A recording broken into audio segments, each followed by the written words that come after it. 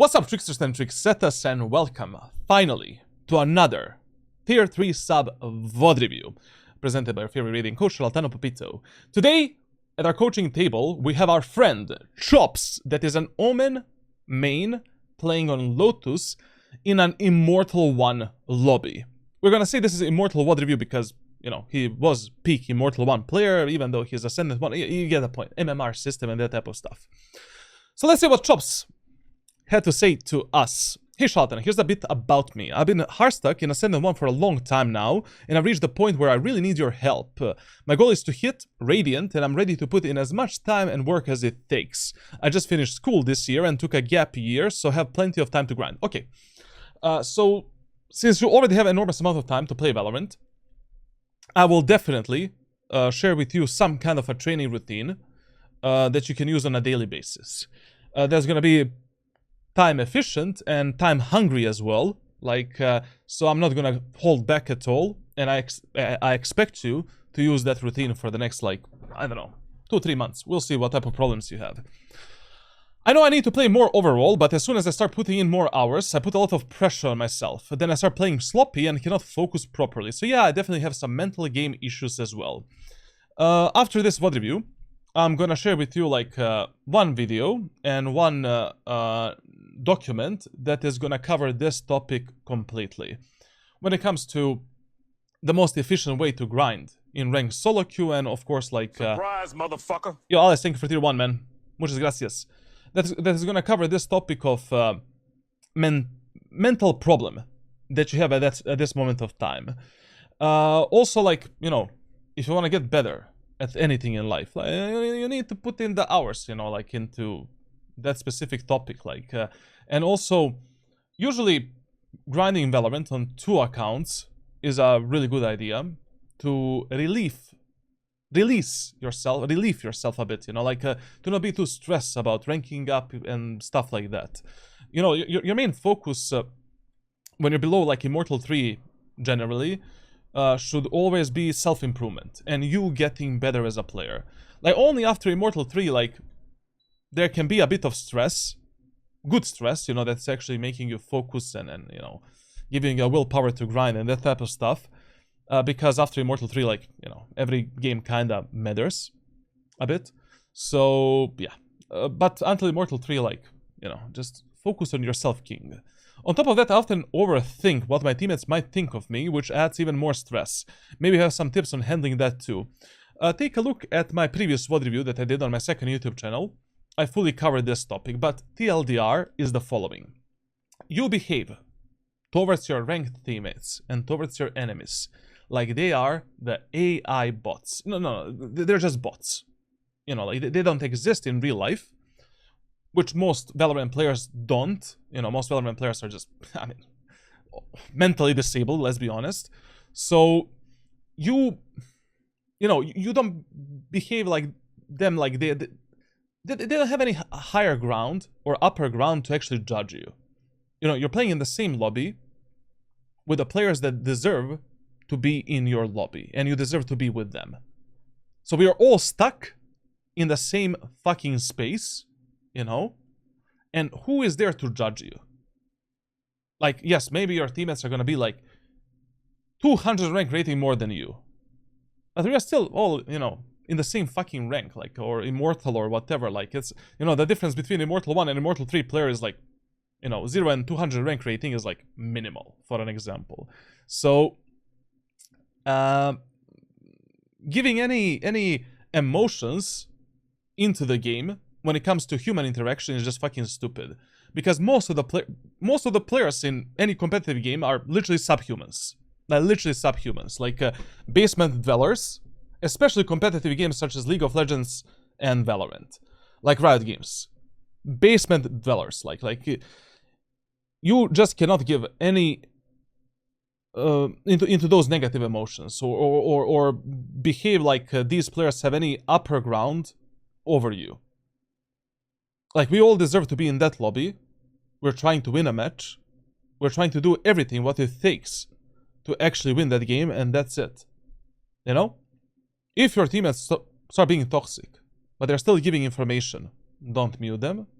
If your teammates are just purely toxic, they're mentally disabled, mute them and just try to adapt. You have a minimap, you have your utility, you have your own body, you know, in the game, and you can try to make something out of it. But being stressed, you know, from a Pussy Slayer 64, I mean, yeah.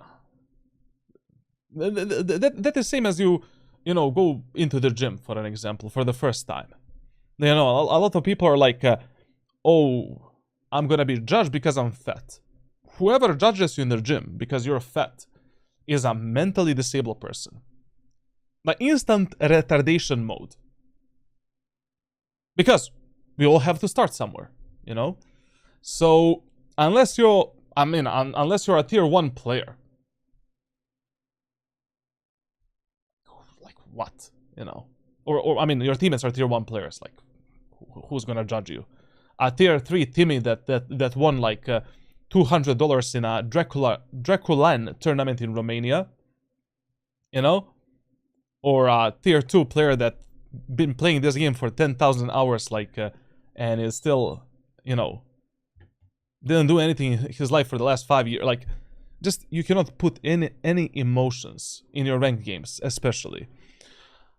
Those type of emotions. I'd also say I'm a pretty good team player, but my ACS has always been on the low side, so I feel there might be some weaknesses in my economy or overall impact that I don't fully see yet. We'll see. You know, that's why the VOD review exists. For mechanical training, I use the voltaic benchmark in aim labs and play a lot of death matches, but I don't think mechanics are my main problem right now. We'll see, like, usually when I do these VOD reviews, I recommend some kind of a mechanical routine to every single player I review, so if I think this is enough, you know, you can just continue doing that. My recording problem, I didn't pick up my mic this time, but I'll fix that before the next VOD. Sure, fine, no problem. Like, generally speaking, I really don't pay attention on the comms that much because, you know, I'm gonna tell you during the VOD review when there's something that you should have told your allies, you know, unless you gave some kind of a really good plan to your teammates and I see that you're speaking, then I need to see your comms. But if I see that you're not speaking, I'm gonna specifically tell you when you should navigate your teammates more and what you should tell them. Tracker review, very fun. So, holy shit, bro. My dude is this my ski account, Voodoo account? I'm just kidding. Like today I saw them play. Like they're still, you know, with the Ascendant Gorillas. You know that Voodoo's and MySki content would go amazing if they were actually Radiants. Like, Radiants would get so rage baited by those two guys. Like, like, literally, Radiants and High Immortals are always on the verge of mental breakdown. Always. And those two guys would make such a great content in those two ranks, like, literally. Now, listen, yeah, we are definitely stuck in Ascendant a bit, you know, in this low Immortal. Like, this is a stuck player. Like, basically, you've been in the same rank for the last a lot of the months and years. So we have some serious problems that we need to fix. Now, I have no idea, based on your tracker, what those problems might be, but we're gonna definitely see in your gameplay. When it comes to your playtime, like, you know, all of this playtime here is fine for you to reach, like, at least Immortal 3. You know, already you should have been at least a consistent Immortal 3 player that can get Immortal 3 without any problems. I mean, as long as you can play like 60 to 80 hours within 2 months, that should be enough to see some kind of a, you know, rank improvements in terms of your progress. Unless you're Immortal 3, then you need to grind the shit out of this game, to be fair. When it comes to the stats, I mean, to be honest, everything is terrible. These last 2 acts. Let me see some of the previous acts. Okay, man. Like, I'm not gonna go easy on you, but everything is weak. Literally, everything is weak. Like, you have such a... To be honest, it's kind of a miracle that you're still around Ascendant, to be fair. Like, there's not a single stat, I mean, except maybe headshot percentage, but who cares about that? Like, it's not that big, you know, it's not that important. But the damage that you deal, your impact, team play, like, literally, you can have so, like, with this tracker, you have so many problems in your gameplay. From map understanding, pathing, utility users, team play, it can be anything, to be fair. So we'll just wait until the VOD review and then see, you know, what is the actual stuff that you need to work on. Because literally, this tracker is not showcasing any light at the end of the tunnel. Maybe the KST from, you know, from act to act, not bad. You know, you're at least being traded a lot. But my God, are we dying, huh? Especially on the attacker side. To be honest, like, wait, what?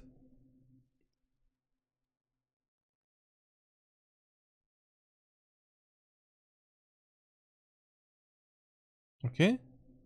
Sorry, chat. I'm gonna say everything immediately, just to see something.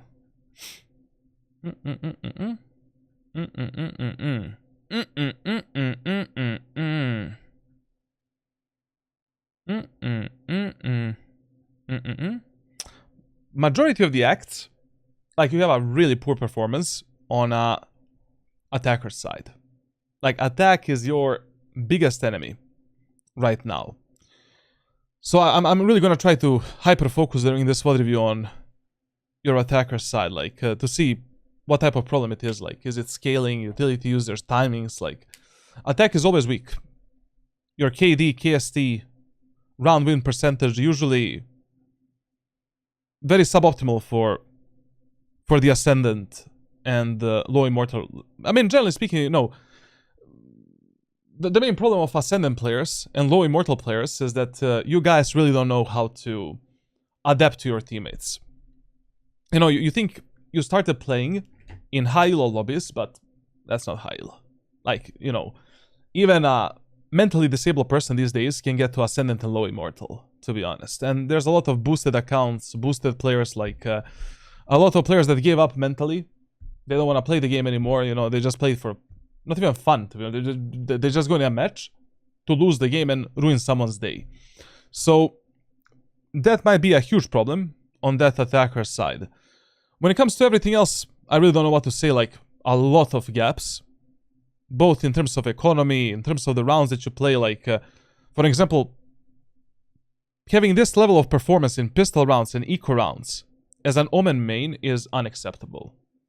Like, especially when you're playing these movement agents and agents with smokes, like such as Omen, for an example. Like, your pistol rounds and eco rounds should be on top. Okay, not on top. Like, pistol rounds should be on top, but on eco rounds, you cannot have like 0.84 KD. And literally, 0 impact. Then, the next act as well. Like, but yeah, you're very consistent in terms of your eco and pistol rounds. You don't really enjoy them too much, huh? Yeah, eco, again, pistol, shaky hands. Act 2. Finally, one act where it was normal, but that was 6 months ago. When it comes to the loadouts, not too shabby, to be honest. Like, you're trying to use a Stinger, trying to use the Outlaw a bit, Shorty, Operator. There's a few guns here and there. You know, probably it can be better. You know, maybe implementing Judge Bucky and Odin and cringe weapons a bit here and there. But, you know, you should always strive. You should always strive to, like, become a economy minister in Valorant, eco minister, pistol round minister, and minister in terms of abusing different weapons to shove them up into the enemy's anal cavity and to counter the enemies, obviously. So that can always be better for the players that I coach. But yeah, when it comes to the main agents, you know, I don't think that this is the agent problem. You know, I highly doubt, you know, it's Omen's fault that you're stuck in Ascendant. I highly doubt when I see this type of a tracker. Like, maybe we can, you know, maybe you're gonna find a bit more success on a bit more simplistic agents, But it just seems that you have a lot of the gaps in your gameplay that you need to fix right now. Anyways, at the end of this VOD review, I'm gonna recommend you like which agents I think you should play, and that's also gonna be one of our main goals. Like, I really want to see, should you stick with Omen or maybe go on to something else? But I just don't think the Omen is the problem. I just think that there's a lot of gameplay issues that you didn't fix or that you didn't work on, and you got into Immortal 1 somehow, into one act, and boosted MMR a bit. We'll see. We'll see. That's so true, like seeing Rita saying GG from the round 3, raging literally from the early rounds and seeing they'll throw when something... Like, currently, you know, the biggest elo hell in Valorant is... Surprise, motherfucker! Thank you for the tier 1 sub. 56 motherfucking months, bro. Green Lantern, one day I'm gonna rent you my room. And, you know, we're gonna have 7 days together. 7 days together. So, listen. Real elo hell in Valorant for the last 3 years has been Ascendant 1 to Immortal 2. Like, in those ranks, you have a limited room to make some solo mistakes or to lose some rounds that should never be lost. Like, basically, you really need to play the game like your life depends on it. Every round you need to be 1,000,000% focused if you want to rank up. And the amount of trolls, the amount of boosted players, the amount of I don't know, like just imbeciles is skyrocketing or skyrocketed essentially. Is the new Champion's Vandal skin worth it compared to the last champ skin? I think no, but I still bought it because, you know, stonks, NFTs, you know, boosting the value of my account when I start playing Valorant in 10 years from now. Okay, that would be a tracker review. Now we can actually dive into the Omen, Lotus, Immortalius Uno. Okay, let's start with the attacker side of Lotus. As always, you load up a match of Valorant. You're playing below Immortal 3 400 rank rating. You're not playing in a super high elo lobbies. We ask ourselves, which map are we playing? On which side, and with which team compositions, and against which team compositions. So we need to figure out, and we need to have some kind of a plan for the first 4 to 6 rounds. So on the attacker side of Lotus, your default site number 1 priority, C. Number 2 priority, A site. Number 3 priority, B site.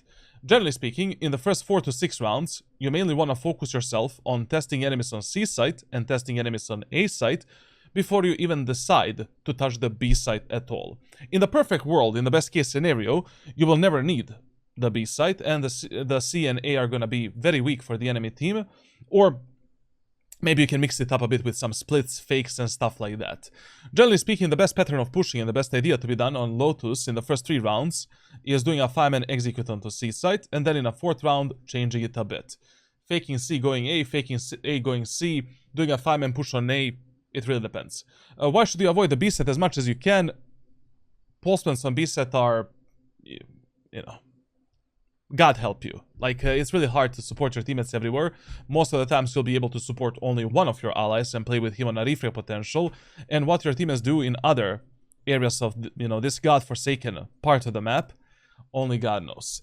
So you're playing Omen on the attacker side of Lotus. You tell to your teammates, hey guys, you know, you pick up the spike and tell your teammates, hey guys, I'm sending it C with the spike. Let's do a 5-man push on C. You're always starting here, jump spotting the enemies behind the rubble and C long for your teammates, because only God knows if your teammates are even gonna flash or how the fuck they're gonna take this space. I mean, if you already have like a Vice in your team and Breach, it would be really good if you tell Vice and Breach to use their flash or stun to back off the enemies from the C long area of the map, and we, you know, push in a normal way. Now, in the first round, you have only one job as Omen. We want to take this space in this specific way. We're scaling from the left side, clearing the mound, clearing the box, jump spotting the enemies, and doing the smoke for the waterfall, and smoke for the CT. When your team has decided to go in, or you have enough utility to go in, you simply teleport into the site. You can also use your teleport as a recon tool to basically scout the enemies on the waterfall and maybe miss them some shot, make them miss some shots, and then from this position, you're scaling up with your teammates. You can go left and help your teammates on the left side, or, you know, with your allies, you can just clear the backside, and then from the backside, engage the enemies. Now, the problem of enemy team composition is they don't have a sentinel. So that's going to be a huge problem for them on both attack and defense to some degree. Scythe Chamber is just fucking shit, you know, like. Now, what we need to expect is that Chamber is going to play a bit more aggressively in both A main, B main, and C main, because it's Chamber, he has a teleport, and we need to expect every type of a piggy that he's going to do. Also, like, they have a lot of flashes, Reyna, Gecko, Breach, so when we are fighting them, like, we really need some kind of a cover, and we need to destroy those Dizzies, Bizzies, Lizzies. And yeah, you know, against this team composition, 5-man executes should work easily. Like, this team comp of the enemy, this enemy team comp is mega weak on Lotus. Like basically on both attackers and defender side, they need to do some crazy magic to win this. Like, you need to be super bad to lose this type of a match, like, to be fair. Now, your team comp doesn't really have any weakness. Maybe we could have had, like, a recon type of, you know, initiator, but whatever. We have a Vice Flash, we have, you know, like, jump spot mechanic. At the end of the day, like, we can just clear angles ourselves. Okay, let's see what we're gonna do and what's gonna happen here. Just go walk up. Let Chamber pick on A, so they see Chamber A. Okay. This is something I would never advise you in my life. Ever. Like, literally ever. Like, if your chamber is doing this, always tell to your chamber brother, I'm gonna suck your anal cavity for an hour. Just please play with us, man. Just do a 5-man push. Like, C-set, 5-man push on the C-set against this team composition should be a piece of cake. Like, first of all, no one is gonna start with 3 players on the C side in the first round. Literally nobody. Okay, there's maybe like 1% of games in 100 games, which is 1, where there's gonna be 3 enemies on the C side in the first round. Most teams will do some kind of a stupid 2-1-2 setup, or 1-1-3 setup, or 1-0-4 setup, and just fight for the A main area of the map. Like, you have a huge advantage on the C-set of Lotus, doing a 5-man execute, especially against this team composition that doesn't have a hardcore sentinel at all. And C-set is usually one of the bomb sets that is the hardest to be defended. Even if enemies do have, like, Vice or Cypher or some shit like that, defending C-set is still mega hard. Like, the only agent that can kinda delay the enemy's push a bit and, you know, like, delay you, essentially, is Vice. You know, we need to bait out the wall, or maybe we need to pick a really good timing to move into the site together with Chamber, Raze, and your teleport. But other than that, like, this should be a 5-man push. You tell your Chamber, don't be a mentally disabled person. Play with us in this first round, and we should just push fast, really fast. Like, basically jump spotting the enemies on this corner, and that's it. One pushing B.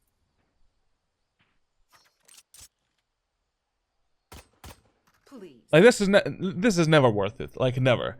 Because only God knows what type of fight this Chamber is gonna pick.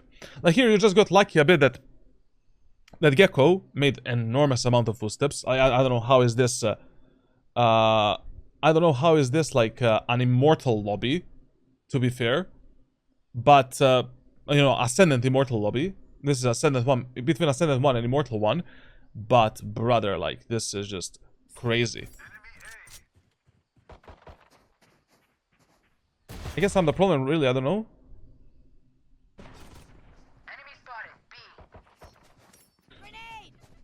Like, for example, you know, this round would already be over if you just did a 5-man push onto the C set. Literally over.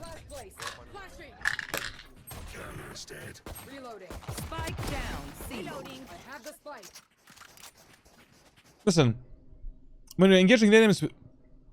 My bad, sorry, I just got the bubblegum. When you're engaging enemies with a classic pistol, I really try to get as close as possible towards the enemies when you take the fight with them, because the bullet spread of a classic pistol is always a huge gamble. Like, literally, even if you fire the shots, you know, at one place, on above 20 meters, only God knows if that shot is gonna go to the head, to the shoulder, to the body, or whatever. So, you know, if you already knew that the guy was there, Get a bit closer. Go for a wide swing. Now take the duel with this idiot. Is there really... okay, never mind. When will we get the Corrode playbook? Maximum 3 weeks. Maximum 3 weeks. Shadows traveling. Shadows traveling. Bridge half, maybe. One enemy remaining. One more. He's healing full HP, full HP. Okay, fine. Fine. The ending of the round was like, whatever. Decent. Good. Okay. Now, on the attacker side of Lotus, whenever enemies on defense are eco, halberd, or bonus, just avoid the B side completely. 5-man push C or 5-man push A, you decide. But a much better idea is if in the first 3 rounds you create some kind of an unpredictable pattern of pushing. Like, for an example, 3 rounds in a row, going C, applying enormous amount of pressure onto the enemies here, and then in a 4th round, the map is open for you. You can test various different strategies, tactics, and just mix it up. Now, when it comes to like this second round with Omen, I mean, like, you can get like Stinger and Heavy Shield. If you already saved the Ghost, there is really no reason to get anything else. This is also a really good topic. Like right now, he upgraded in this second round his Light Shield onto the Heavy Shield. You never want to do that. That's literally waste of money. So the only time when you don't want to get a Heavy Shield in a second round, when you win the first round, is if you save the Light Shield from the first round. And that is literally the only time when it is okay that you don't have a Heavy Shield in a second round, because you're potentially wasting, 100 credits for nothing, and it's not worth it. So here, like Stinger, abilities, and sending it seaside. And of course, with Omen, when you're playing against the enemies that are like eco, halberd, and bonus, you never want to go for some crazy aggressive plays. Just do like, default executes. Safe default executes. Support your teammates, move in with them. Like if I'm going onto the C set in this round, we're just using a smoke for Waterfall, smoke for CT, Paranoia for the pillar, and teleport instead of this corner right here. Will you kill Vice? If I buy tier 2 from Me6, roughly by when will be the tracker review done? I'm gonna complete all of the trackers that are submitted before the 6th of October will be completed during this week and next week. Maximum. Holy fell off. What? What?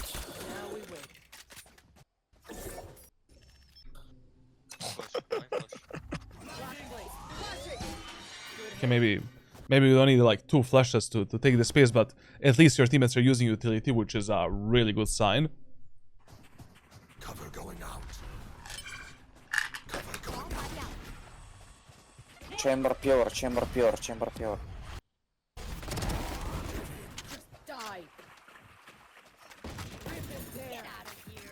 Okay. No complaints until this moment of time. Like now, it's very important what you decide to do.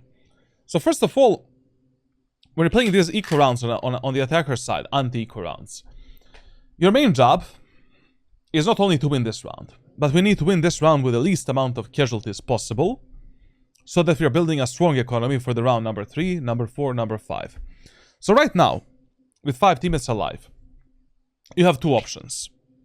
You can back the fuck off into the C main and just play the postman with 3 of your teammates in C main and make sure that all 4 of you guys stay alive. Or you can potentially try saving Raze from herself and from gifting this gun to the enemies and potentially winning the round with all 5 players alive. The worst thing we can do right now is just hold the CT. Or maybe even push CT, which would be the ultimately worst decision.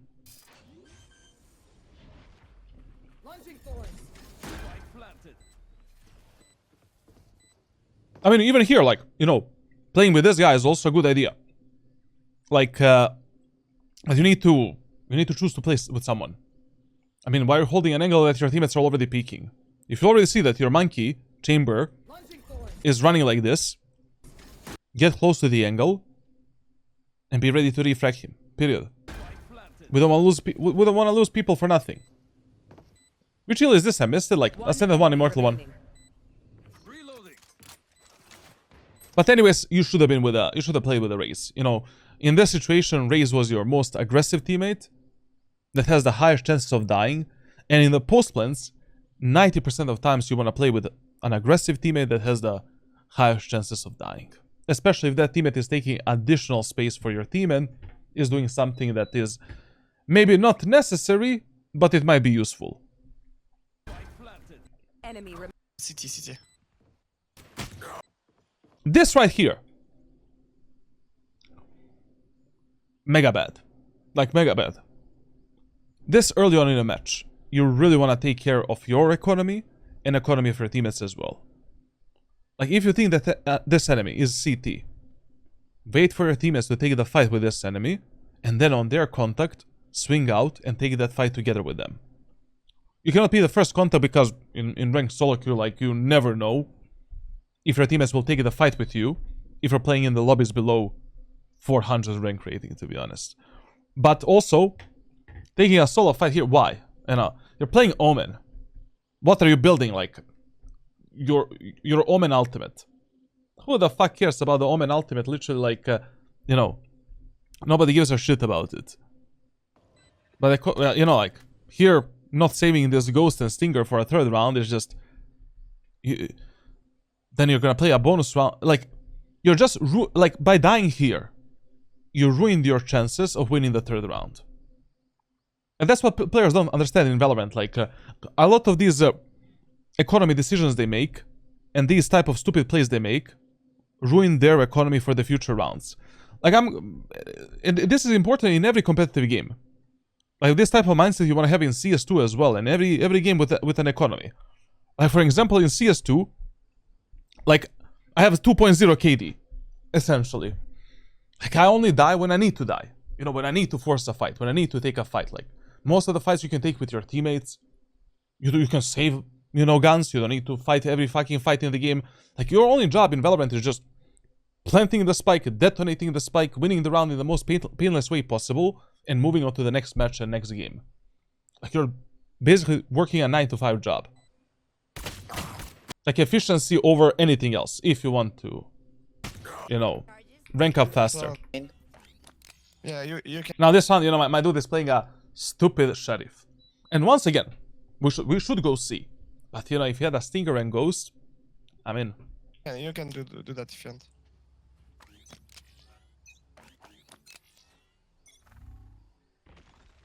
Bridgestone on B main. Okay. reloading. Enemy spotted. Clove picked B main. Listen.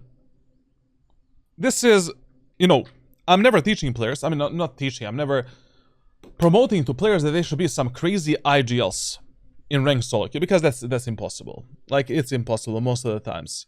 But, you know, there's a few moments of time during your gameplay where you should be leading your teammates, telling them what to do, where to go, and stuff like that. So, the first 4 rounds, you should always be confident in your callouts, and you should always tell your teammates what to do based on the map that you're playing and based on team compositions and economy, period.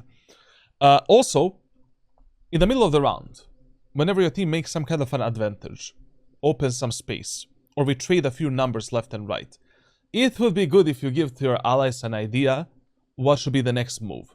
Like, for example, in this situation, in this sequence, like, the next step is very logical. We all regroup, either towards the C main or towards the A main, and we do a 5-man push and we fully reset the round. Generally speaking, on attacker side of any map in Valorant, like, whenever you play some kind of a default, and your teammates find a pick somewhere, and it is like 5v4, you make an advantage, or you end up like 3v3, 4v4, or 2v2. The best idea is always, but literally always, to regroup towards some main area of the map and just reset the round completely. Why? Especially on a trial and map, like map with 3 bomb sites. there's no way that there's gonna be more than 2 enemies on the C side. Like 1 or 2 enemies. And they cannot do shit against 4 of you pushing C side right now. She's there. Chamber. 5. Ah, Subspot, see solo ya chamber tomorrow. on A. What rank are we both reviewing? Immortal 1. I'm with you guys, you can Ooh, go. we heard that. You see, like, for example, right now, he heard a guy on the left side. And if I was in this situation, and I had a stinger, instant paranoia. And with a stinger, we're just taking the kills and just destroying that guy. I mean, in these bonus rounds, eco rounds, halberd rounds, your job is to trade yourself for as many kills as possible. Like, as soon as you have an opportunity like this, you want to take it. Maybe even right now, I would actually go with the paranoia and with the shrouded steps and try to take this fight. Because, you know, you really want to catch enemies off guard, catch them when they're isolated, and you don't want to give them any opportunities to reconnect or to do something together. Breach is breakable. Clove and breach on B. Breach is breakable. Okay. Oh, there is nothing there you could have done, like just hit your shots, but if you had a stinger from the previous round, maybe we would have, you know, won that fight. Because the gecko fired like 3 shots at us. Let me just see something. So, gecko was there. Breach. Spike down A. Okay. I mean, you already got a lot of info about the enemies from these like first 3 rounds. Generally speaking, like the first 4 rounds in Valorant are called the learning rounds, and those are the rounds where you want to collect as much info as possible about your teammates and about the enemies. So far, the info that we have about the enemies is that they're not really fighting aggressively for the C-man space at all. They're kind of giving it for free. Their C defense seems mega weak. You know, we just need to expect Gecko playing close around the smokes because he already did that 2 times in a row. Gecko is the C player with potentially maybe 1 more guy. Clove seems like an A player, B player, and Chamber is like the A player as well. So, I don't know, like, literally against this team comp and with everything that you know about your allies and enemies, like, just farm and push C is always the most... Like, that is the solution for so many of your problems in ranked solo queue. Like, to be honest, like, if I was a gold player, playing on Lotus with any team composition, I would just, for 12 rounds in a row, I would just go do a 5-man push on C. Like, it is just, Watch out you for know, breach stun and gecko. there's no reason to do anything else. Be careful. Most of the time. Listen, when you're swinging these angles in the aiming area of the map, first, without any information, okay, you know, like, this teleport that you did, it's a default play, you can do it, like, especially if you don't know if the enemies are going to be fighting for this space or not. But when you get onto the right side, never do this type of a peek or this type of a peek without any previous information about the enemies. Why? I mean, you really never know, like, when Charlatan is holding you here with the AWP, like, doing some kind of a cringe, like, double tower setup, like, just be a normal human being, jump spot the enemies here, and now with a peeker's advantage, perfect crosshair placement, and a wider swing, you can just delete the enemies. So just, you can take the fight together with your allies. Of course, I really hope you're gonna clear this angle and this angle as we are moving forward. Dark chamber. Dark chamber. You don't need enemies with these type of teammates, bro. Literally, you don't need enemies when you have these type of teammates with yourself. A Radiant NA flash.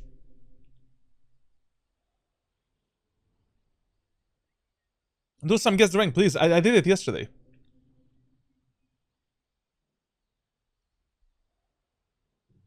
Oh, yeah.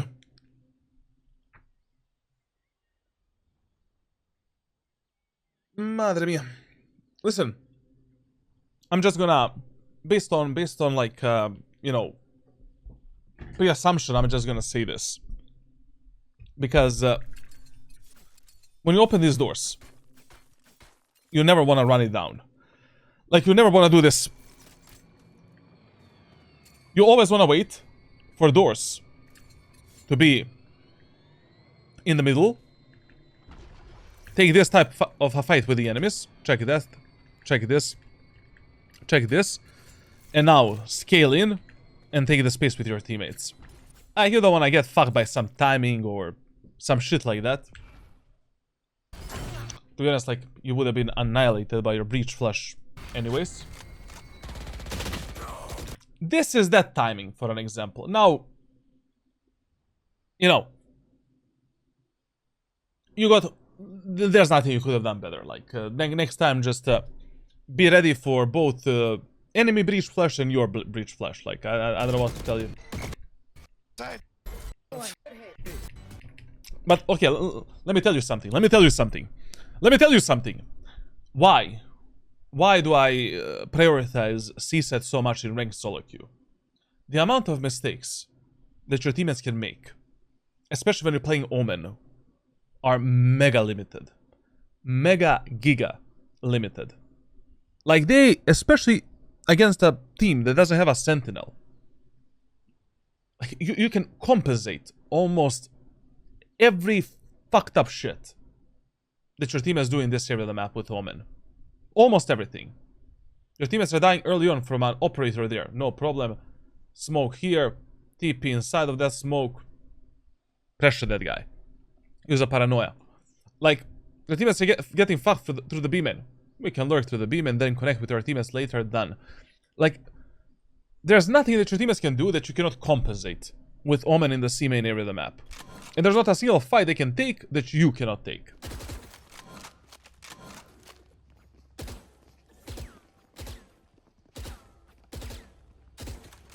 Chamber, save your trip for site, okay? Good call, actually. Good call. I mean, whenever you're playing a Chamber and Vise in the same combo, Vise should be the one that is putting, you know, the wall for the flank. It's 10 times better than Chamber trip. Someone close left. Jump spot! Jump spot!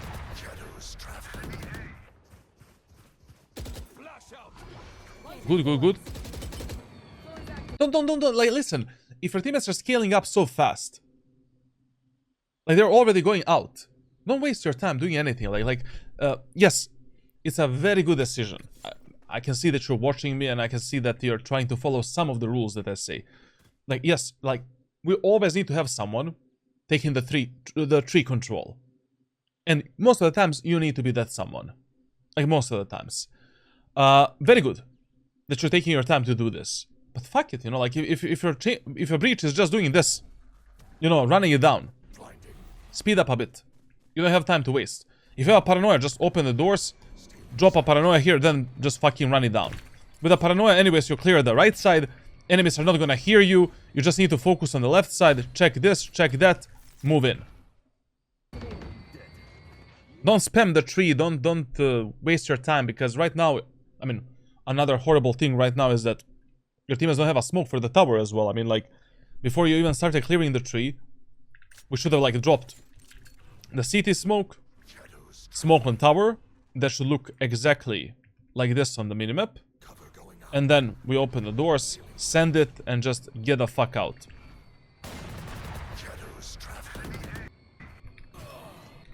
Huh? It's okay. Even if you die during this process, it is better that you die from an idiot like this than your whole team to die in a crossfire right here. Like, basically, moving into the A side only through the aiming area of the map is always a suicide. Always a suicide. Like, when you end up here and here, overexposed from 1, 2, 3, 4, 5, 6 potential different peaks that enemies can do, God helps you. Only God can help you, basically. Now, if you sped up this process a bit, maybe the other guy behind you wouldn't die. I don't know, like, at least we would have known that, you know, Gecko is here long time ago. Satchel out. To be honest, I don't know how Chamber died, even, like, the Chamber was literally, like, miles away, no? Yep. Why? So, I mean, like, I love this mindset, you know? If something is working, why not keep abusing it? Obviously. But usually, in ranked solo queue, the best piece of advice I can give to you is the following. If you do a certain play for 3 times in a row, regardless if that play works or not, the best idea in the 4th round is to do something different. Now, you can do something different based on conditioning that you did in the previous rounds. So for an example, you know, if we went A 3 rounds in a row, during this 4th round, let's mix it up a bit. For an example, I mean, this is the 3rd time we're going A. It doesn't matter. Like, it can be 3 or 4 rounds. Because right now, first of all, we have one problem. Chamber has the ultimate, enemy Chamber. We know that Chamber is the A player. In ranked solo queue, I would really try to navigate my teammates away from that Chamber unless we have some kind of a counter for him. Like maybe ISO, for an example. Or ISO with the ultimate, which is even better. This might turn out really bad. Let's play. Jump spot! Okay. Gecko. Away. Vice Flash is telling you that no one is there. I love that Gecko actually, like Gecko for 4 rounds in a row played only Bucky and Judge. I know all the smoke. My guy is playing the wrong agent.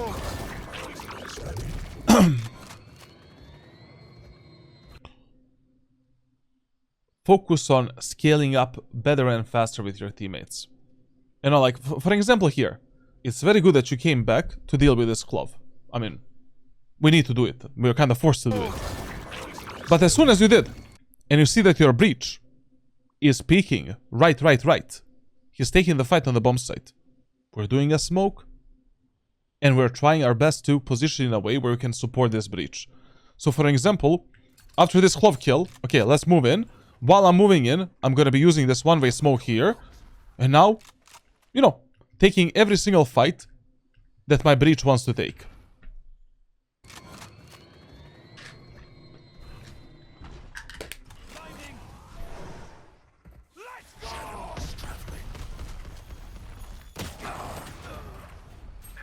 Spike down. I mean, your breach ultimate is literally catching everyone on the bomb site and everyone at the backside as well. Like it, you know, just take a look at this.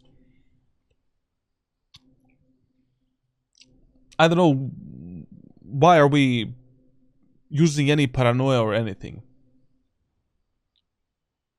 Like right now, what you should be doing is just trying to hunt down the enemies that are potentially stunned by a breach and trying to take the space with this ultimate as best as you can.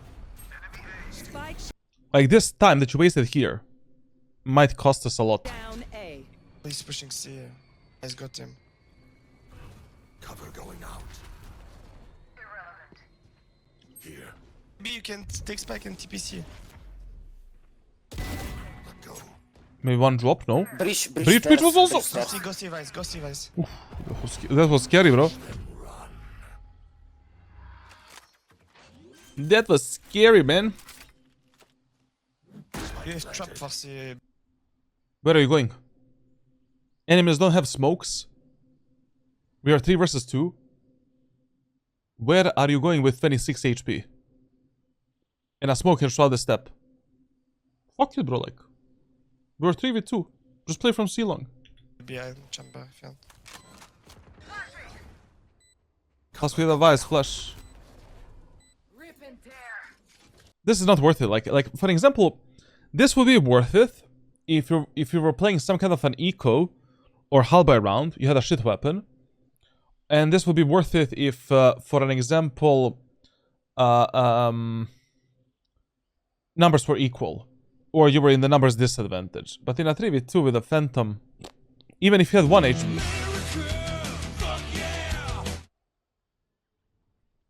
What the fuck happened there, bro? Like, yo, thank you for the Discord sub, man.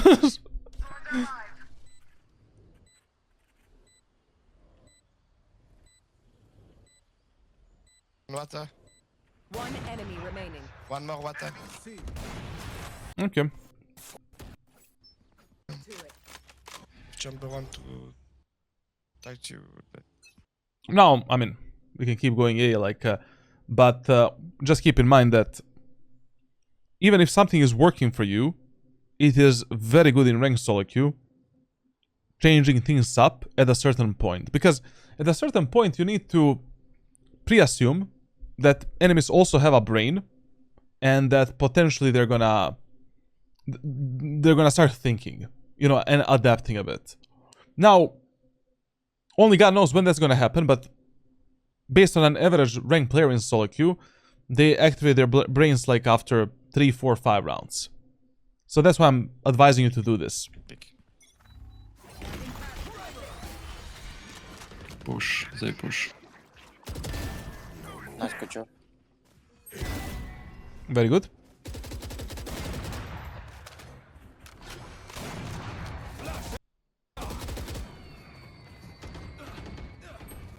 Wait, Link, link, link. One enemy remaining. Side, back side. I'm really glad that I'm really happy and glad that you're dying in these type of scenarios, because you just need to realize that in every rank below Radiant, if you're dead and you're spectating your teammates, you can easily expect that your teammates can even lose a 1 versus 4 round.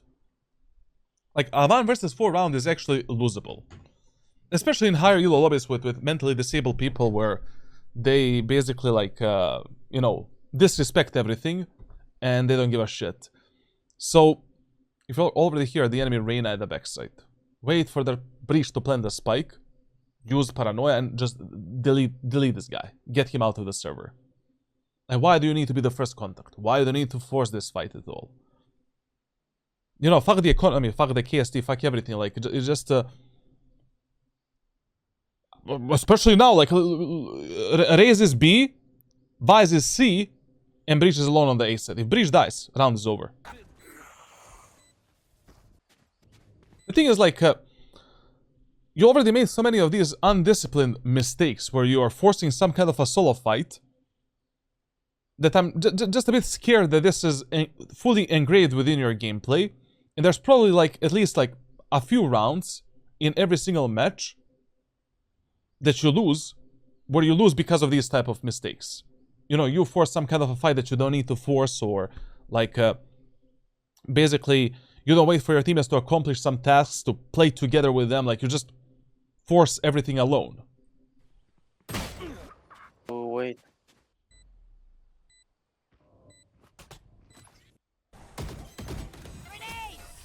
Thank you. I thought, like, for a second, bro, I was like, nah, this is not happening. I need a drop. Crazy. Autopilot a little bit, don't you think? Yeah, like, he is really, like, you can feel it in his gameplay and see it in his gameplay. He doesn't really have any set place, you know? He doesn't really have some kind of a path to follow. Like, he's just going with the flow. You can easily see that when the players are taking the space in a different way every single time, when they're making these micro mistakes that they should not be making, and when they're just sending it. Advice, can you drop?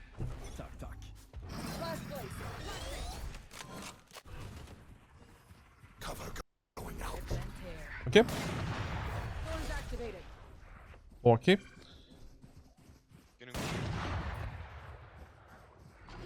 If you break the I can push back.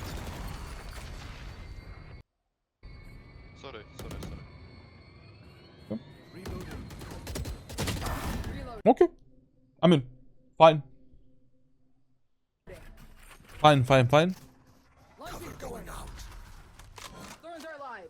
So far, this round is fine. Blinding prep. Blast trap destroyed.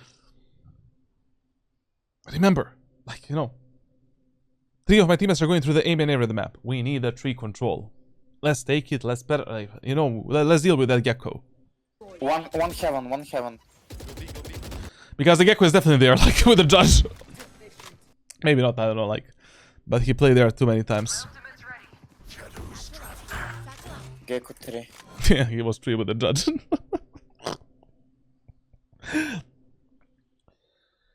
You know, if we clear the tree, maybe it will be 5 versus 2 right now.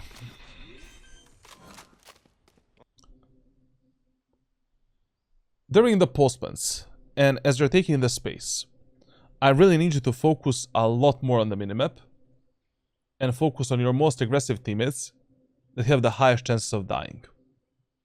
And that is something that you're heavily lacking in your gameplay. I don't know if this is the habit that you generally have in your gameplay, because this is the only VOD I'm ever gonna see from you. I mean, probably, I don't know. But, you know, here, Breach is safe. He is okay, fine, fuck it, you know. You just need to get up here, guard the beam and area of the map for him a bit, but we need to connect as soon as possible with either Raze or Chamber. Like, in Valorant ranked solo queue, you almost always want to fight on the information that you have. So what do I mean by that? Basically, if you don't have the info that enemies are CT, that enemies are B main, that enemies can be there, and you have the info that one enemy is, you know, close to Raze or one enemy is close to Chamber, it's better to play with those guys on the information that you have, rather than gambling that enemies are gonna come through the CT or through the B main area of the map. Because, you know, even if your Breach dies and he plants the spike, okay, fine. But if Raze dies alone or Chamber dies alone, and you were not there to play with them on a refrag potential, like, you could have done something better.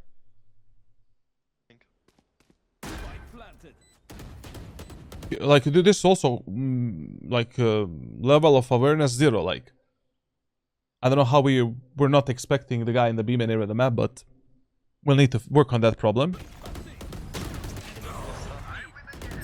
Okay. Oh, guys. They have Breach out and Gecko.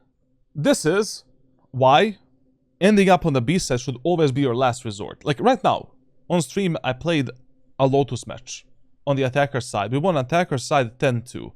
There was not a single fucking round where we ended up on the B side. Why? If there's no reason to end up on B, if you can lead the spike towards C side or A side, it's always better to finish on C and A. And this is the rule you also want to keep for Haven as well. If there's an option to take more space and just go A or C, postplants are 10 times easier. Like, 10 times easier. Like, for example, in this round that you just lost, what you should have done is here, when your teammates were moving onto the A side, pattern the tree, take the tree control, and just give the confidence to your teammates to end up onto A side. And that's it. Heaven.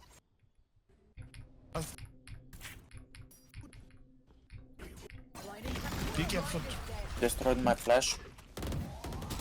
Okay. I cannot believe that these guys have ascended 1 to Immortal 1, bro. I cannot believe that an ascended 1 to Immortal 1 player is this unaware. I mean, I'm talking about the Reyna and Breach.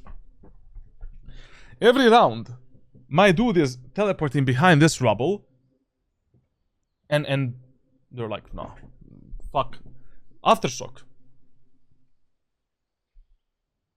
That doesn't exist in this game. Nice. Ultimate is ready. Cover going out. Once again, go through the tree, like, fuck the main area of the map, like, literally, you know, we can deal with that later. The enemy breach is too funny, bro. Spike down. You know, now we have a problem. We have a huge problem. Mega problem, actually. 3-1. Reloading. On 3. Cover going out. Wait. Listen. So, your Vice did the ultimate. We know we killed, okay, enemy Clove here, somehow. You know that Gecko is behind the Vice, potentially. And you decide to play with the Race. What? 3-1. Reloading. Why don't we fight? Why don't we kill this Gecko while the Vice ultimate is still active? Cover going out. But to be honest, like, once again, you know, those are the levels of unawareness that he has, like, that needs to be fixed. Believe it or not, like, basically, almost everything can be fixed. Like, of course, your talent cannot be improved. Like, you know, you're either talented for something or you're not talented for something, and you need to work your ass off. But awareness, communication, everything has some kind of a solution, so you'll get a training for all of this shit. But here, like, I mean, criminal decision making. I don't know how much you're checking the minimap. That's also might be a part of the problem, because for an example, you know, if I'm playing Omen, Cover going out. and here I'm using this teleport, the only thing I'm looking at is the minimap.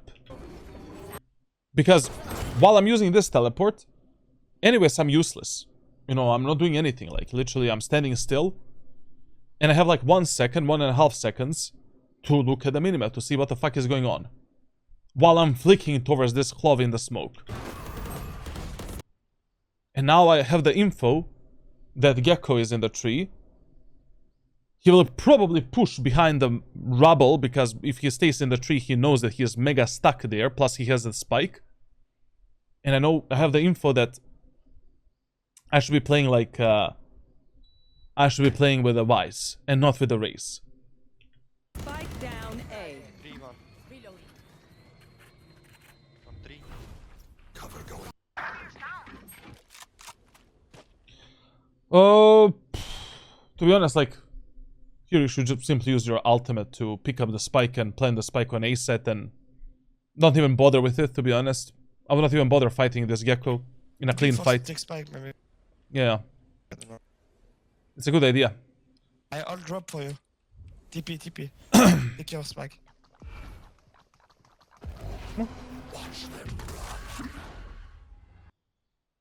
My guy missed it, bro. Listen, you really need to be like, you know, precise with this shit. Bro, why did you block me on Jerk, mate? Can't see your profile anymore. Nah, man, I'm only using Grinder. Only Grinder. Albert, supposed to, man. Because of League, I have a bad habit of looking at the minimap every 5 seconds. It has become a good habit for Valorant. He can just call, he will use the ult to pick up the spike and ask Vice to follow into side. Well, if he's gonna use the ultimate like this, better not. But it happens to everyone, like, you know, you need to put that crosshair on the actual spike, like. That was really unlucky, but also in the same time, You smoked stairs. not really. Now we're absolutely fucked. Like, winning this round, I don't know how we're gonna do it. Against the Gecko with the Judge on the other side. To be honest, like, one thing that I would have tried doing here, once the Vice did a smoke, I would definitely come here and try to spam this wall. Like this. And try to find the body of this mental abomination that has been playing Judge for the last 7 rounds. But getting into this smoke straight face on, or getting out of it. We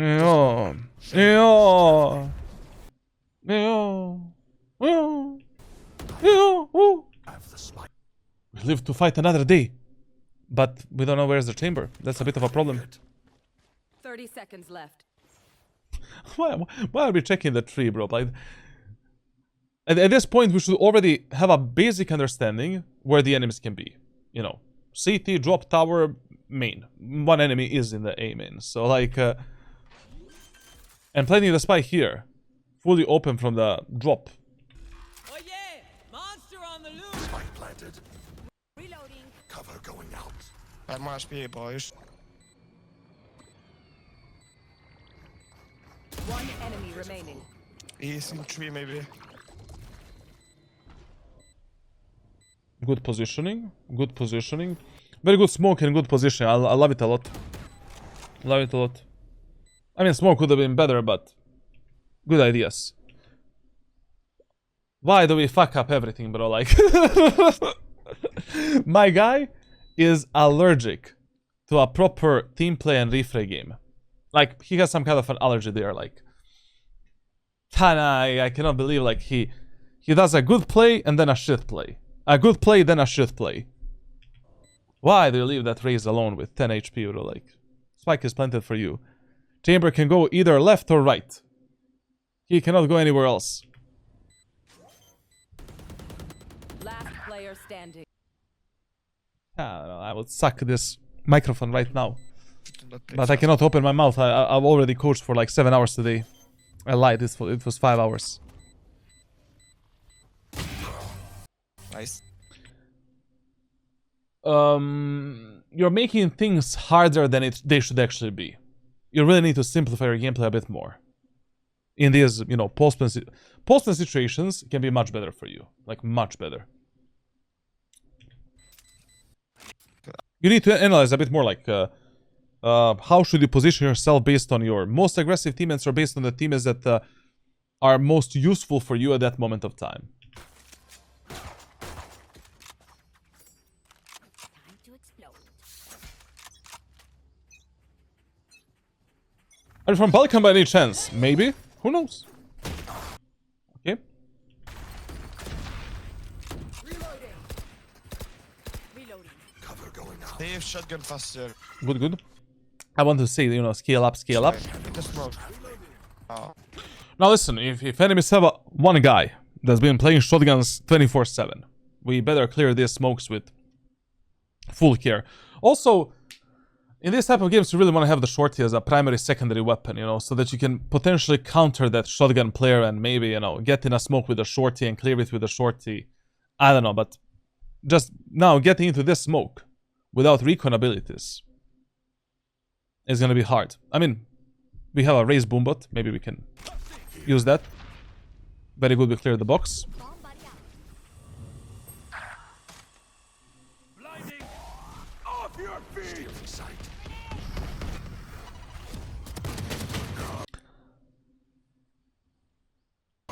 Stealing sight.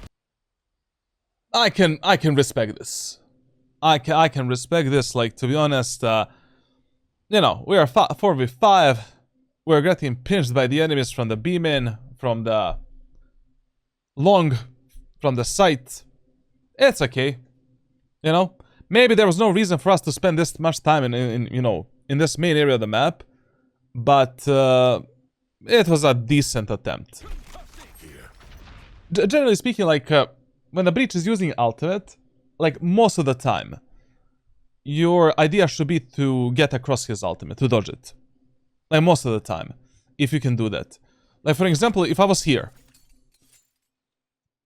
a much better idea, if the ultimate is coming from the B-main, was to do this. Or to teleport across the breach ultimate on top of the box. There's no way that an average Ascendant low Immortal player is gonna expect this. They're gonna maybe be aware and think that you ended up somewhere on the bomb site. But they're just gonna be running here like imbeciles, hunting everyone down, and you can actually support your teammates and help them out. But the play that he did was also okay, just, I don't know. You know, you're still teleporting in an open area of the map, in an open space without any information. These type of plays are always 50-50. You know, like, whoever tells you that this play is like a good play is idiot. Whoever tells you that this play is a bad play is also an idiot. To be honest, like, it can work, it doesn't have to, like... These are the risky plays that you sometimes do. It's gonna be.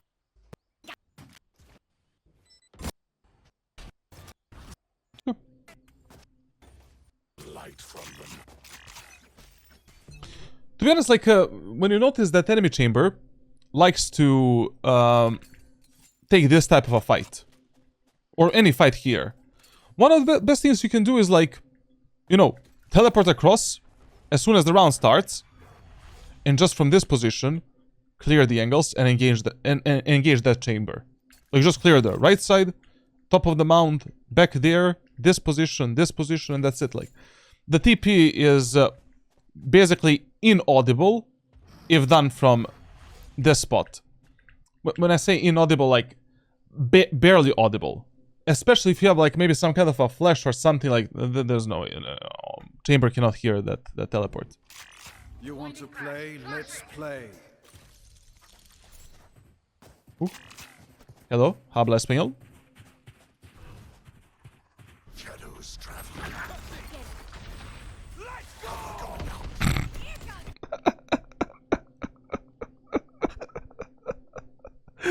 This is the breach from our first match on Haven, man. He got the same breach in the team. What the fuck was this, bro? Like, Oh. I flash CT for you, flashing. listen, I'm not this mistake also in one of the rounds where you pushed C previously. Like, if you're entering this smoke right here, Shadows traveling. you need to do this. Sorry, not sorry. Like, we need to clear this cubby here, check up, and then we can maybe face forward. How do you know that an enemy is not in the cubby on behind you, literally right now? Oh, okay. We lived another day. Behind one. I love how European players are mega depressed, bro. Like you can hear in their voice, like, I'm behind one.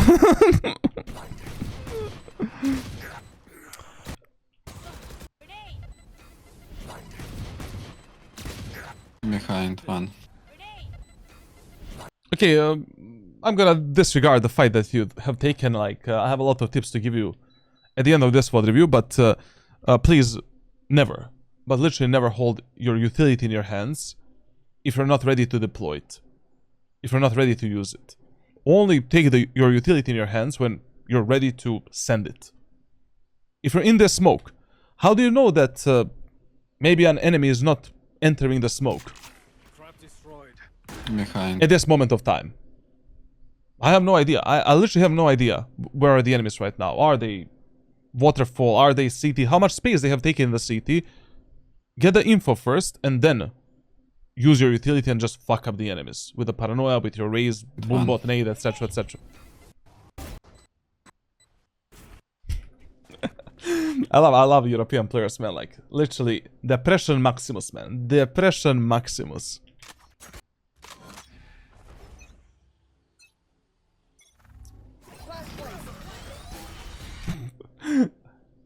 Best agent for solo carry. 5 depending on your skills. 7 right now. I would say 7. Omen, Raze, Jet, Yoru, Phoenix, Chamber, Valley. Those will be my top 7 picks right now. Enemy A. Rip and tear. Doors are live. Cover going out. Spike down A. Doors activated. Here. Nothing much that he could have done so far. Nothing much. You know, in this type of 3v5, you really need to make some kind of a move if you're playing Omen. And these are the moments of time where you need to improvise and try to isolate the fight somewhere. Like, I'm just gonna give you an example and an idea. So, my team is stuck in the Amen area of the map. Enemies can pinch us from A-Link, A-site, and behind us. Forcing any type of a fight here is mega risky because enemies can be in the stairs, on the site, in the tree. We can just get absolutely fucked. Going back, okay, maybe we can do something there, but the best idea right now is like just let's eliminate the ASA completely. We know that one enemy is in the link. That's our best bet to fight enemies face on while our teammates are guarding our ass, and to maybe make an opening for our team. I don't know what's the idea behind that smoke, because enemies are literally on the A side and we're gonna be in the crossfire anyways. Molotov? Yo, South will see, man. Clove is stupid. I don't know. What the fuck was that?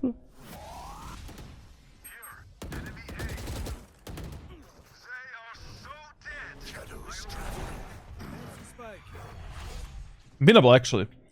Mega winnable. I would have definitely picked up the orb right now. Why not? You know? Let's have that ultimate. It's not gonna hurt us. Maybe we can send it somewhere.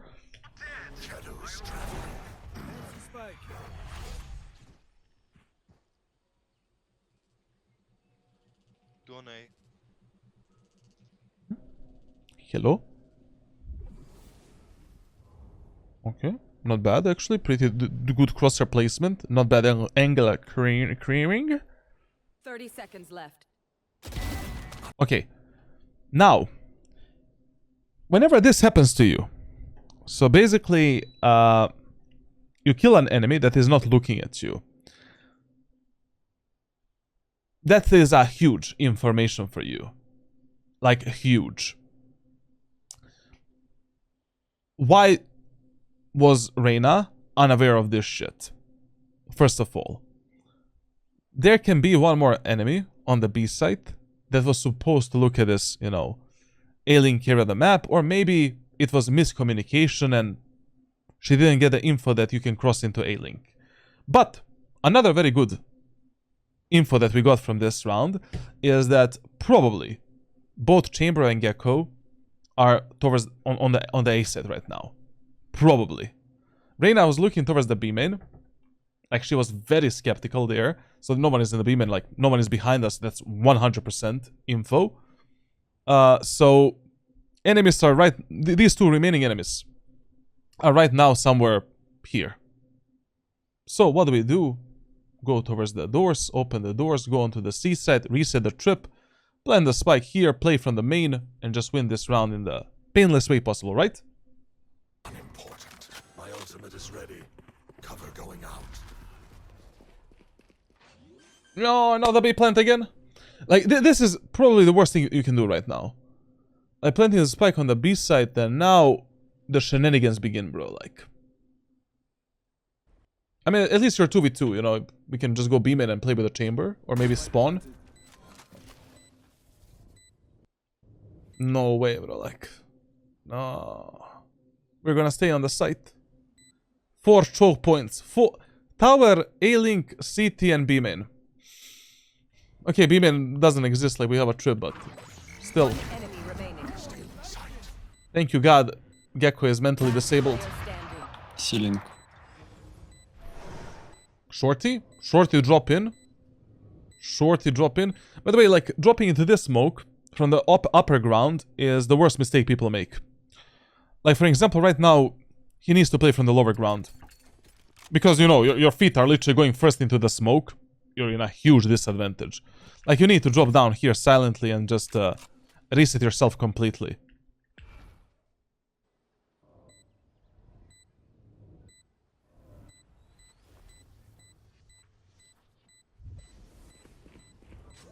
Now, when the smoke expired, you don't need to do it, you know? Oh, hello? Okay. Interesting. Actually, based on your stats from the tracker, I expected 10 times worse gameplay, to be honest, on the attacker's side. It's not that bad, but you have, like, you know, some micro decision-making mistakes left and right. And I can kind of see how these mistakes can fuck you up in your future games or other games that you play. Now let's see, you know, what you're doing on a defender side. And let's see, you know, what I'm gonna recommend to you and what you should actually do. And who should you actually main, to be honest. Like, that was also one of the things I wanted to talk about. Okay, now we are on a defender side of Lotus. So, you load up on a defender side. Same as on the attack. You first ask yourself, like, which map are you playing? what are the basic rules you should follow on this map, and what you can expect from the enemy team, and what you should expect from your team as well. And, you know, like, what is the weakness of your team, and what is the weakness of the enemy team. So first of all, on Lotus, A site is your number 1 priority, number 2 C site, number 3 B site. Generally speaking, the first round you always want to play on A and start on the A site, and basically fighting for the aiming control in the first round is really stupid, because you might just waste all of your abilities, and you're going to have 0 abilities to basically, you know, go for the C site retake or B site retake. What people have to do a lot on this map is, you know, they're going to send Sentinel scouting for enemies and listening to the footsteps in the aiming area of the map, while 4 players are maybe going C or something like that. So it's just waste of abilities if you fight for the aim and control aggressively with utility in the first round. Now, on this map, every single round where the enemies are eco, hull by bonus, or basically you have no idea where the enemies are going to go, start on B site. If your teammates are not fighting aggressively for the A main or for the C main control, so that you can play fast rotations between B, A, and C, and also you can support your teammates everywhere with Omen paranoia, smokes, and stuff like that. Now, in the first round with Omen on Lotus, you have like plenty of different options that you can use. Like, you can play the first round in any way that suits your playstyle, your gameplay, and your skill capabilities, basically. So, in the first round, you can play some classic shorty setup, and you can play classic shorty setup on A site anywhere. Like, I'm gonna show it right now, just a moment. If we can maybe load up. Hopefully my game is not gonna break. Okay, good. So, Nothing good will come of our middling. My ultimate 30 is ready. seconds left. we can play with a shorty. Basically here, we can play here. We can bait the enemies and play, and, you know, pick up the shorty from the back side, around this smoke, around this smoke, and that's the first option that you have. When you're playing with a shorty in the first round, you can go for the classic pistol, light shield, 1 smoke, and 1 shrouded step, or you can go for the classic pistol, light shield, for the classic pistol, shorty, 2 smokes, paranoia, and 1 shrouded step. Now, you can also play with a ghost.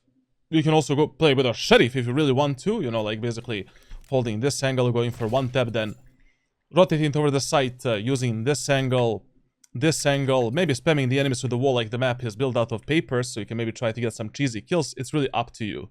You can also just go with a classic pistol, and light shield, and 2 smokes, and 2 shrouded steps, like whatever suits your playstyle the best, and whatever you think is going to work the best based on team compositions. Now, in the Lotus, on a defender side, should be a slow rotation map.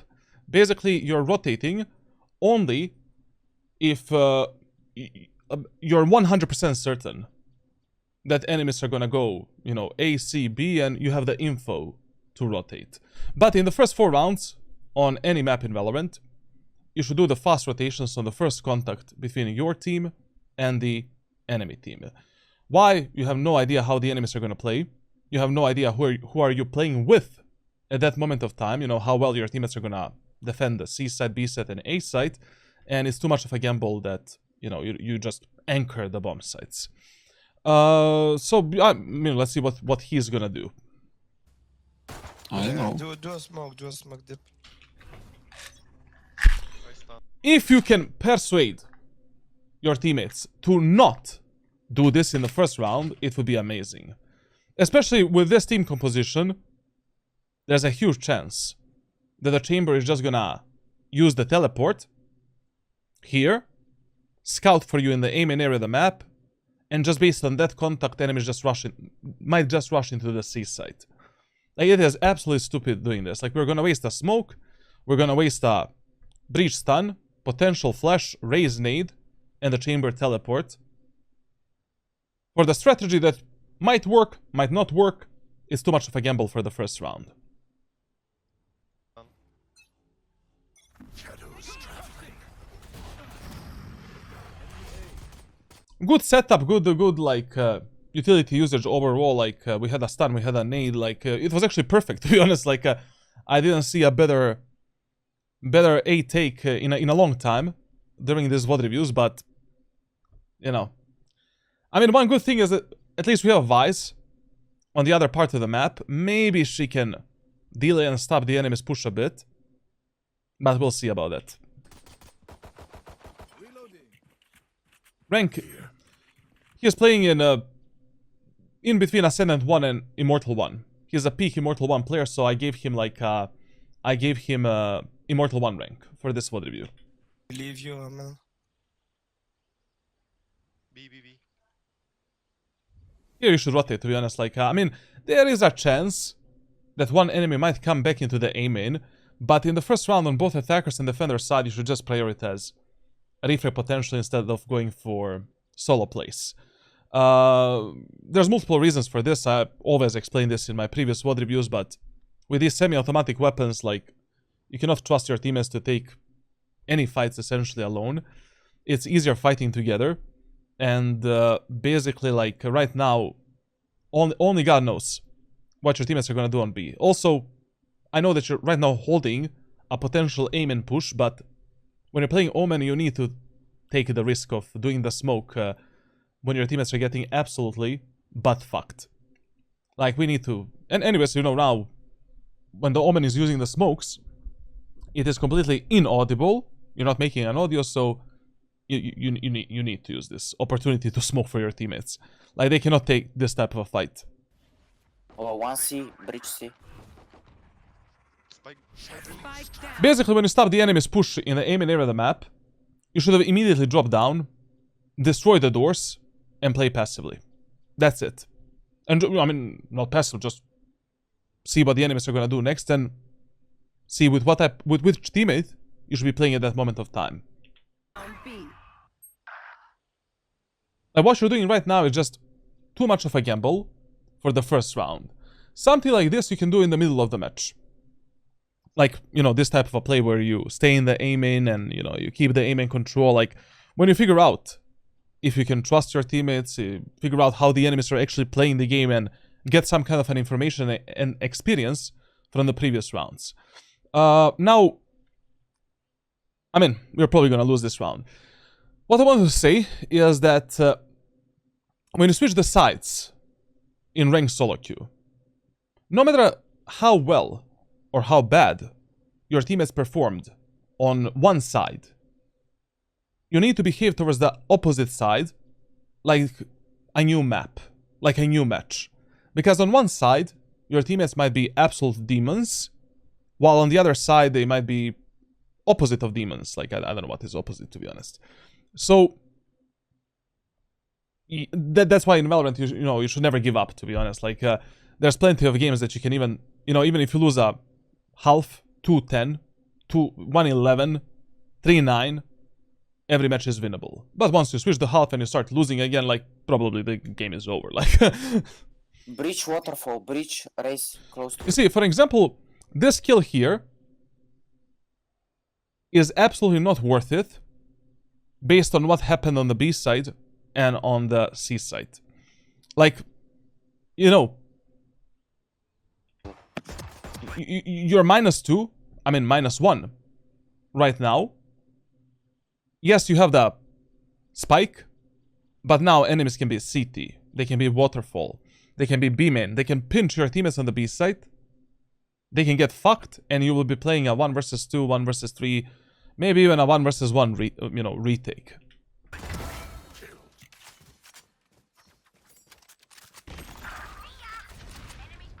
Last player standing. It is gonna be 1 versus 3. 90 clove. Now here, you know, the only thing you can do is out-aim the enemies, you know? Like, for example, this fight we need to take. We need to kill this chamber. Like, you should not have been so scared during this fight. You need to take this fight. When you're 1 versus 3, your only job and the main job is isolating 1v1 fights with the enemies. No matter what type of fights those are, you need to take those fights before the enemies connect with each other. And they create some, you know, crossfire setups, or they just fight together. Spike planted.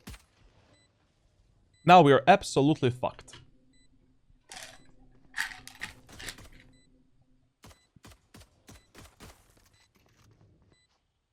Like here, for example, you know what you can do?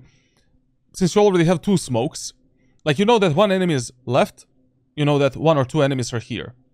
Like you do the smoke, you know, like smoke of this guy with a one-way smoke, and then pick the enemy on the left side and take that fight with the chamber again. Like basically here, the only thing you can do, because you played a bit like a pussy, is the following.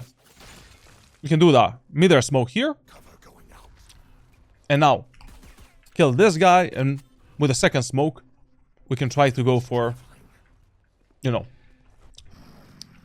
some outplays.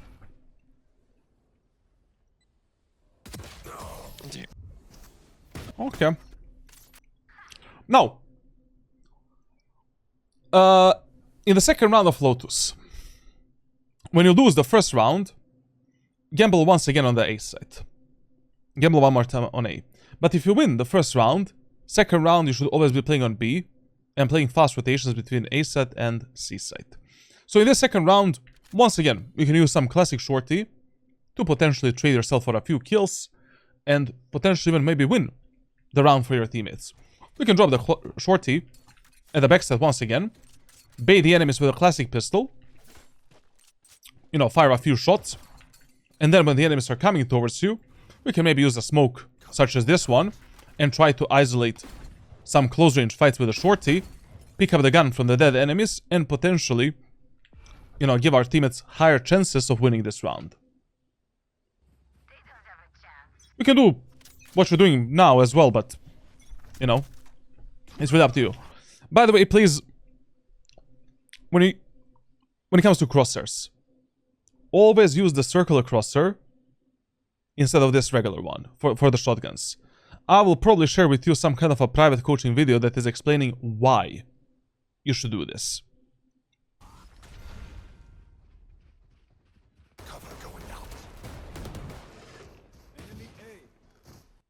Okay, let me showcase you how you should play around this smoke.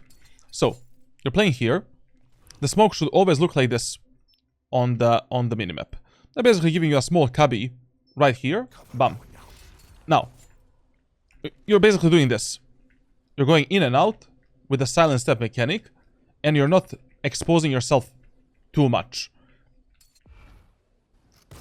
Like, you cannot play on this corner, because you might get spammed and might get deleted around this smoke. Also, what you can do when you're playing with the shotguns around this smoke, you can mix it up a bit. And for example, a really good play is dropping the regular smoke as well, and then playing on this position. Like, this position is the spot that usually nobody sprays. You know, enemies are gonna spray here, here, here, here, but very rarely, almost never, they're gonna spam this position. And when the enemies are close to you, we can go for a Sudoku play and try to trade ourselves for 1 kill before the enemies go into the bomb set. Generally speaking, in these eco rounds, your job, main job, is to trade yourself for as many kills as possible, damaging the enemy's economy, preserving your economy, and building up the ultimate points. And giving your teammates higher chances of winning these rounds, obviously. Like, for example, here, when you heard that this guy is picking up the orb, you should have just run out. You know, that guy is pretty close. You can delete him with 1 or 2 shots of a shorty and trade yourself for a kill. The reason why you want to trade yourself for the kills so fast and why you want to play so aggressively, when you kill an enemy or 2 enemies, maybe your teammates during the retake can pick up the guns from these dead enemies. Maybe you're gonna kill some enemies that are the biggest threat to us. Like, for example, maybe you're gonna kill Breach or Clove, and then enemies are not gonna have the flashes, stuns, smokes to play the post plan, to play, you know, whatever, to fuck up your teammates. So we're playing way too passively, and I really hope that we're gonna re-smoke this position, because it's already 22 seconds on the signature ability. We need to start pulling out the smoke basically now, yeah. One lean. The second smoke was terrible. Like, I mean, you know, if I see this type of a smoke in Immortal lobbies, I mean, it's a bit too obvious that you're gonna be playing around it. Plus, you have a gap for the stairs. But I don't like it that you didn't take an opportunity to kill this breach on the right side when you had that opportunity. Fuck it, it's an eco round. If you kill that breach, maybe your chamber would not have died right now. Maybe we would have delayed the enemy's push a bit. Maybe the enemies would have had more, like, confidence to push into the A set now against your breach and raise, and maybe they can do something about it. You know, maybe they're not gonna expect 2 more players playing on the A side.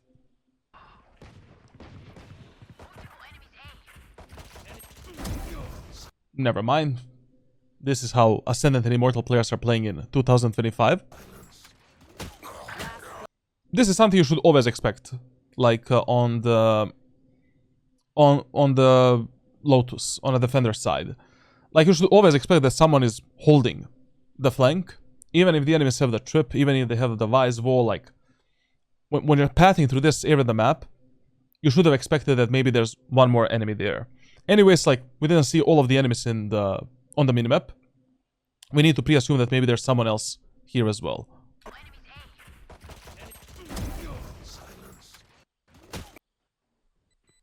I mean, you got yours, to be honest, like, enough. Okay, so enemies are playing a bonus round. Where do we play? On the B side. Anyways, we really don't know in this third round where the enemies are gonna go next.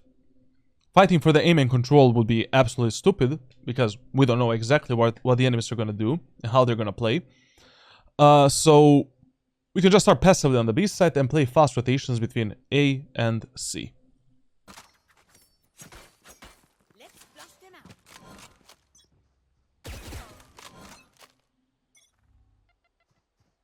C. And this is the reason why we should have played on the B side. Because already at this moment of time, you know, we can drop the smoke, we're gonna be in the waterfall, and we'll be able to use a paranoia to support our Vise and play with her. Generally speaking, you know, on both of these trial and maps, like, and Lotus and Haven, when you're not reading the enemies, or you're not capable of reading the enemies, like, you don't know where they're gonna go, you need to start on the B side. Unless your teammates are fighting for some space aggressively. Or unless you know exactly where the enemies are gonna go next. Cover going out.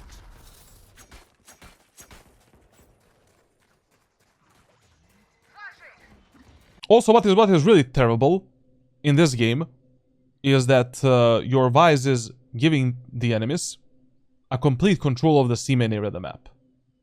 Like, that is a 101 mistake in Valorant that you can make on any map.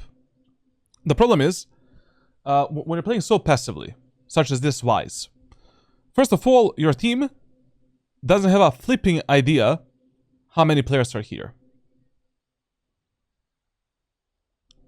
I don't know. Like, maybe right now Chamber can be A main. I don't know if there's like 3, 4, 5 enemies pushing C main, etc, etc. Second problem is, when you're playing so passively, enemies are probably not going to use so much utility to take the C main space. Especially if they see that every round you're playing passively on the C side. They will just take it, the C long area of the map on the contact, or just swing out, and that's it. We need to waste some utility from the enemy team before they go for the execute. We need to give our teammates the info that enemies are pushing C side and how many enemies are pushing C side. The bare minimum she should be doing is basically well, that was another bug. Basically, like, either jiggle peeking this angle and just going for one bullet and getting the fuck out, or jump spotting the enemies and trying to pressure them a bit. I'm explaining this not because you are making this mistake right now. You know, maybe your Vise is not gonna listen to you, even if you tell her all of this. But you should not be the one making this mistake in your games in the future. On site already. This smoke that you did is terrible. Like, absolutely terrible. Like, for example, these smoke setups that, like, you did right now, you want to use, like, when you're playing with some eco weapons, Halberd weapons, like you're going for the C-set retake with a Judge, Bucky, Stinger, I don't know, like some shit weapons, but with the Vandals against eco and Halberd enemies. But why are you giving enemies the smokes you know, where they can play around them and just fuck you up in a close range fights. Like if with the long range weapons and when the numbers are equal, when you don't need to go for some crazy plays. Just smoke top of the box here. Smoke the main area of the map. Paranoid the backside. And let's get the fuck out. Like, you don't need to complicate anything.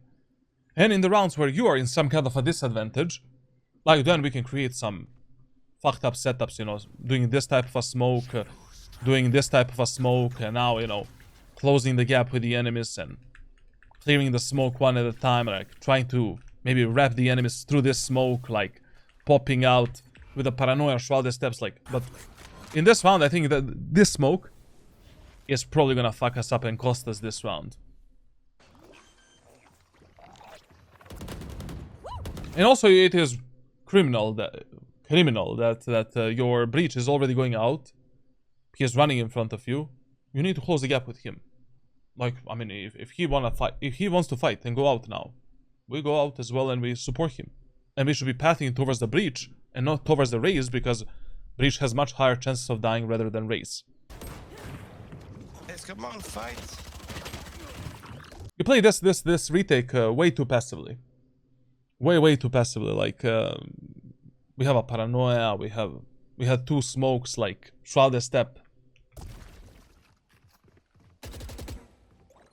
And also, I just need to ask, like, what the fuck is our Vice doing? Like, why started on C site, and she spent the last 30 seconds on the B site. This is why, like, low Immortal and Ascendant will never be high elo in Valorant. Like, literally never. Like, this is far below high elo. Yeah. I mean, like, you know, in this situation, you know that two enemies are stuck at the backside. You know that this chamber is in the main area of the map. But you have a paranoia, you have shrouded step, and you have a smoke. Let's do something with it, you know, like, okay, now we need to smoke of the stupid chamber, so we don't end up in some kind of a crossfire, but let's send it, you know, like, do the paranoia, kill this guy, like, move in with your teammate, like, you're just letting your teammates die, alone, one by one, and praying to God they're gonna take these fights and win them. Chamber main, chamber main. Actually, we didn't know about the breach. My bad. Sorry, I have no fucking idea. How is the breach here? Because we had a Vice on B. My bad. But still, my point stands. We're selling our teammates and doing nothing. You need to be a bit more proactive during these retakes. I mean, a lot of times, you don't need to do anything special. You know, you don't need to go for some aggressive plays. Like, you just need to apply the pressure, use proper utility, and scale up with your teammates when they're, you know, they're ready to fight. Okay. No, I mean, like, what is Valorant ranked anymore, to be honest? Like, we're winning the match 9-6. There's a surrender vote. What the actual fuck is happening in Europe? No empathy for them. What does that say about me? Crazy stuff. Don't answer. It was rhetorical. Okay. Now in this fourth round, you know, you need to ask yourself, like, how are the enemies playing? How are your teammates playing? And what the fuck we should actually do about this game? So first of all, enemies are playing together as 5. They're not lurking, they're not flanking, they're not splitting the map, they're just doing 5-man executes. Second of all, enemies are abusing the A-B pattern of pushing. Basically, first round they went A, then they opted onto B, then the second round they went A, the third round C. Every round they're doing something different. So we need to take this information as a core value for us to position and play this round. So where should we play right now? We should definitely play on the A site and prepare some kind of an A setup. Once again, we can do that with a Stinger, with a Bucky, with a Shorty. It's really up to you, with a Sheriff. Like what I would do in this round, for an example, is I would buy the Bucky, Light Shield, Utility. I think you have money for that. I'm not completely sure, but you have a Paranoia from the previous round. And now, you know, we can maybe play around this smoke. when the enemies start moving in, try to fuck them up from this corner, try to get a few kills, paranoid them, etc, etc. You have a lot of different options, you know. You have like 3, 4, 5 different smoke setups around which you can fuck up the enemies with the close range weapons on the A site. We have this smoke here, we have this smoke here, this smoke here, this smoke here, this tri-lane smoke here, like, all of that is your playground. Why are you talking like you never seen this, Papito? No, but the problem is, like, it was never this bad. I mean, it is just getting worse and worse every year. Like, that is the problem. Like, it's not that I didn't see this before, but just, I swear to God, like, 2024 was better than 2025. 2023 was better than 2024. 2022 was peak of Valorant compared to what the fuck we're playing right now and how the community behaves. Now, listen here. This is a very good talking point as well. So in this round, you have the full Wise setup and chamber setup for the A site. Should you still play A? Absolutely. You lost 3 rounds in a row. 3 rounds in a row. Your teammates don't know which game they're playing. You are also, you know, shaky hands on this defense. You always position in ranked solo queue in a way where you are the one countering the enemies. If you can already read the enemies, and if the enemies are readable. Why? You want to learn from your mistakes. Period. Like, you don't want to play retakes 24/7. You don't want to play, like, you know, in some kind of a disadvantage every round. I would rather see you trying to counter the enemies, and every round you die, and you make some kind of a mistake, rather than, you know, every round you're playing a retake. During the retake, like, when your teammates give the numbers advantage, and you're just playing the same site or in the same way 24/7, like, you're not learning anything. Like, that type of match is just over. Like, literally, you cannot go for 1v3 retakes like 4 or 5 rounds in a row. Like, it's just impossible. Don't buy. Like, for example, in this round, fuck the B side, fuck the C side. We can play retake B, retake C together as 5. No problem. But we need to play with this Wise and with this chamber. And use them as a bait a bit, maybe. I don't know. Don't buy. Don't buy.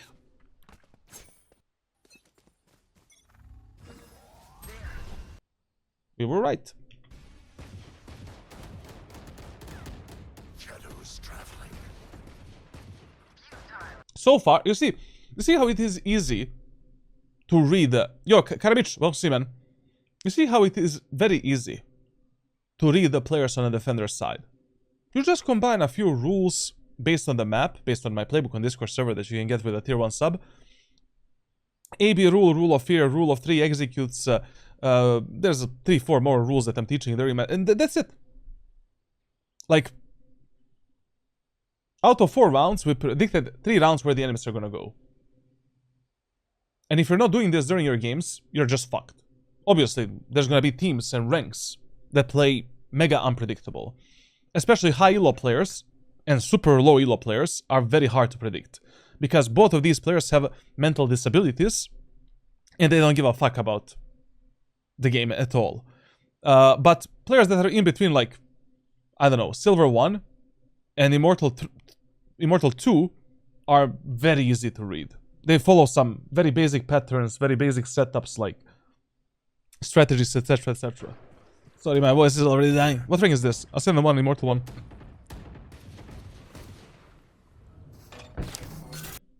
That's mega unlucky, to be honest. I mean, not unlucky, but... Cover going out. You stun beating? To be honest, also, like, I don't know what was a play here. You know, playing on this corner. Like, this is very risky. Very shaky hands strategy. I mean, if I already have a Wise wall here, and a smoke here, Shadows traveling. we'll just, you know, relax. Wait for the enemies to start moving in, and then, bam. Peek out and take the kills. Of course, they can always bait out the wall, but that's something that we need to live with. Anyways, with these close range weapons, you know, you can make two different variations of this strategy. As I said, like one round you can play inside of this corner, one round you can play on this position and try to do something. Done beating. Breach, I have need. Fast rotations. Like remember, in the first 4 rounds, always play fast rotations. And then in the 5th round, ask yourself, can you rotate fast? Like do enemies like... and I think you need to make the rank display even bigger. But brother, like it's literally right here. It cannot get bigger than this. I cannot believe, like, during every VOD review, people ask me which rank are we reviewing, and nobody gets this is the actual rank on the left side, you know. For TikTok, it is below, like. Flashing. And I have this shit for the last, like, 3 years, or 4. 3 actually, 3 years. Reloading. Spike down B. Rotate faster. Play on the information that you have in the first 4 rounds. Don't gamble. You know that enemies are like mentally. Just gamble on the information that you have. That is what you should be doing. Close on A main. One enemy. He needed to smoke past the Vice wall. Since smoke was on the wall, Reyna saw it and jump triggered. That's also true, yeah. Chamber B main. Must be. Thrifty. Like in this round, you were completely useless. You did absolutely nothing, while we could have controlled the... I mean, this round could have went in any direction.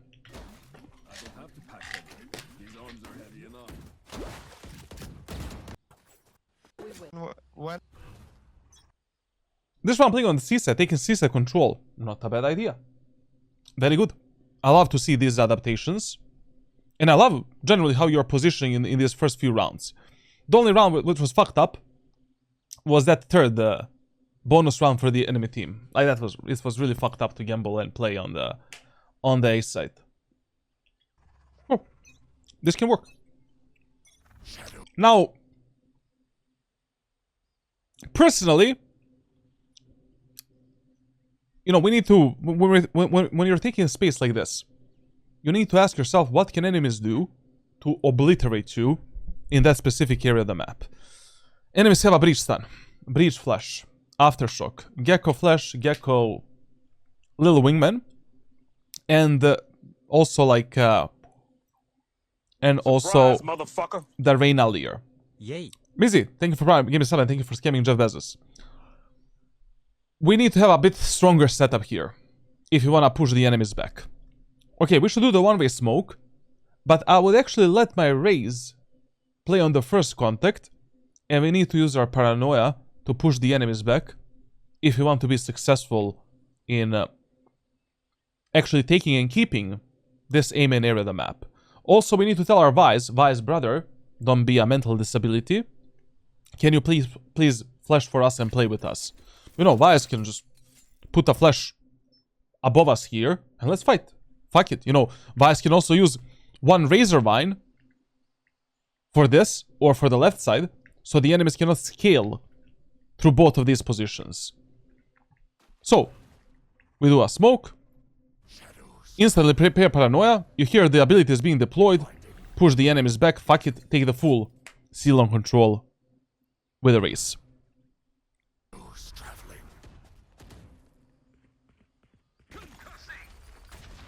You know, for example, here, I'll actually be holding a paranoia instead of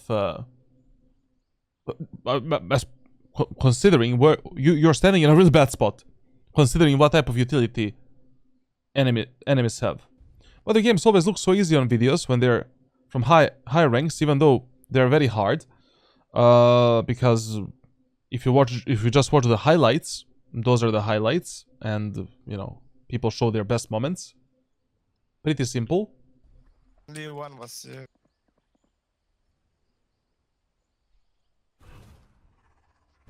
I love one thing in your gameplay. I mean, I love a lot of things in your gameplay, but I love your awareness when it comes to smokes, timings, and utility. That's actually pretty nice.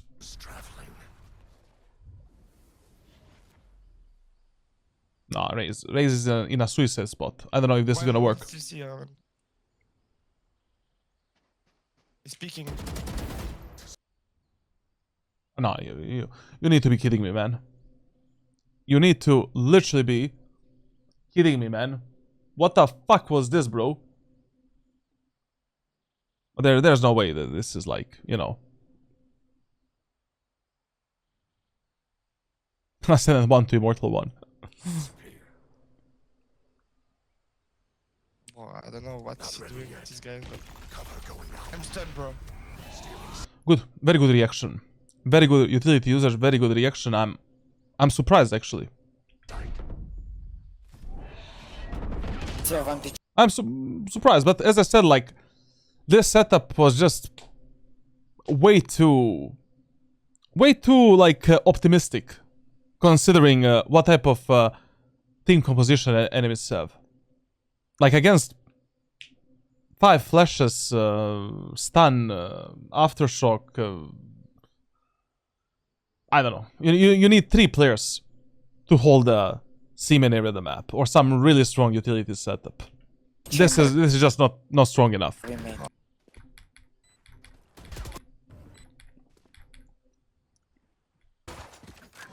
Okay, generally speaking,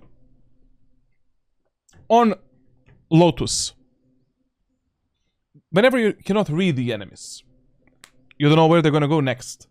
But they have these big ultimates, such as Breach ultimate. Most of the times, they will do a C push. Most of the times.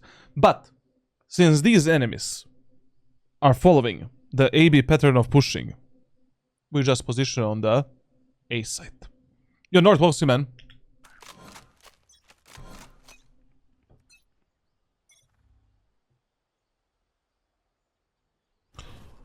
Get the information. I really don't know what you're doing here. Like, okay, we have a Vice wall, and we can play off of that wall to maybe get some kills. But you need to pre-assume that, you know, enemies are definitely gonna smoke this during the execute. And you're just allowing the enemies to walk up into the aim and area of the map without giving any information to your teammates on the C side. Fuck you, like, you know, hold this angle like this, go for 1 bullet, 1 burst fire, get out, or just jump spot the enemies, get the info, and then position somewhere.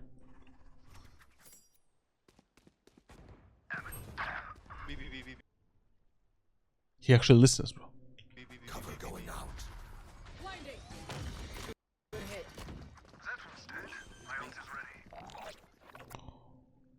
What the fuck are we doing now, huh? What the fuck is this smoke, bro? Listen, once again, if you're in some kind of a disadvantage, eco round, hull by round, economy numbers, okay, you can do this shit. No, I mean, it's not shit, it's a good idea. Like, you know, you can go for some kind of an outplay or isolate enemies in different fights, you know. I'm going for a B retake with a stinger. Okay, we can do a smoke here, use a paranoia for the left side, check this, check below, then from the smoke use the fake shroud steps to reveal the enemies, pressure them, and yeah, and stuff like that.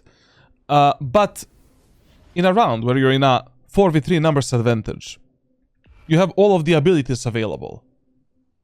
I mean, like, just wait for your teammates to rotate, smoke the B main, smoke the A link, drop the paranoia for the most common positions, you know, like we can basically drop this type of a Paranoimus Rex. Let's send it and let's start clearing the angles. Spike planted. This is a bit of overcooking, you know. Overcooking. Is it worth holding Paranoia over just fighting raids with Raze? He has nade and you can always TP back if things go wrong. But against this team composition, like, who knows if you'll have the time to TP out and do something, you know, like. Kiki, well, Steven. Holy shit, Twitch has locked rewinding streams behind a sub, lol. But to be honest, I'm glad that rewinding actually exists. Like, I don't know, like, YouTube had that from day one. Listen, one more tip. whenever you're going for the B retakes from the tower, spend 10 bullets and do this. Who knows? If you already have a Vandal, Phantom, Bulldog, Guardian, maybe you're gonna kill an enemy that is here, here. Maybe the guy is holding you like this. Maybe we can get a kill. At least we clear this angle a bit. The more things you try in Valorant, the more success you're gonna find. If you're never trying anything, then yeah, you're never gonna be lucky. But this is terrible, man.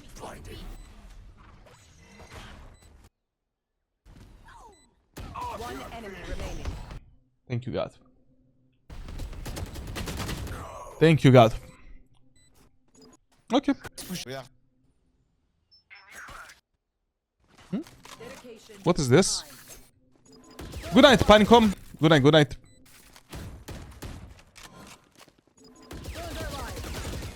Ability. Brother, your economy is your team's economy. Your team's economy is yours economy. Your teammates have the money to drop you. Ask for a drop. Period. At least wait for the last 3 seconds of a preparation phase to see if they're gonna drop you. If they don't drop, you can easily buy, you know, for yourself. Dedication. I mean, it is so stupid playing this round like with a light shield, I mean regen shield, when we can play with a short T, with with a full, you know, full buy. That's all we. I know. This round playing on the A site. Okay. Okay, good idea. We can do that. Now, is it okay that they're playing this passively, still? Even after so many rounds played on a defender's side? Yes, only because they won the last 2 rounds. I mean, like, enemies executes are... Oh, my air conditioning remote just disappeared. Enemies executes are not that good. They're like, nah, whatever. To be honest. As long as we're contesting the enemies a bit in this A main and C main area of the map and wasting some utility from them before they go for the actual hit, it's fine. It's okay. But now, in this round, I would also get a Sheriff instead of a Shorty. There's only one reason for that, and that is Gecko's ultimate. You know, like, basically, if you damage the Gecko with anything, you're gonna cancel his ultimate, obviously, you know, like...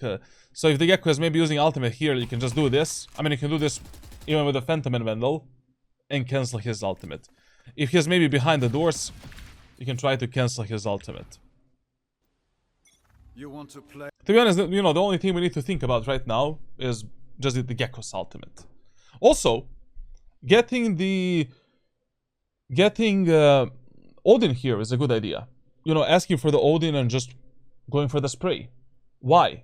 Once again, enemies, you know, once we stop the enemies in the aim area of the map, they spend an enormous amount of time in the aim area of the map. Also, they're not fighting super aggressively for the tree control, and you can just, you know, as soon as the round starts. What's happening with my mouse, man? Kill the enemies there, you know. Kill the enemies taking the orb. Kill the enemies stuck in the corner. Enemies are going B. Try to spray them down. Enemies are going for the switch. Try to kill that guy. Play, let's play. Enemies back you off into the bomb site macro. Every wall on this map is spammable. Can you flash? Can you flash on me, Bri?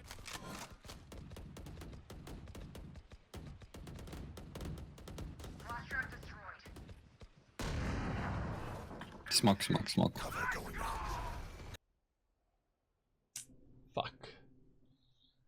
You know, these are the rounds where communication would be amazing, you know?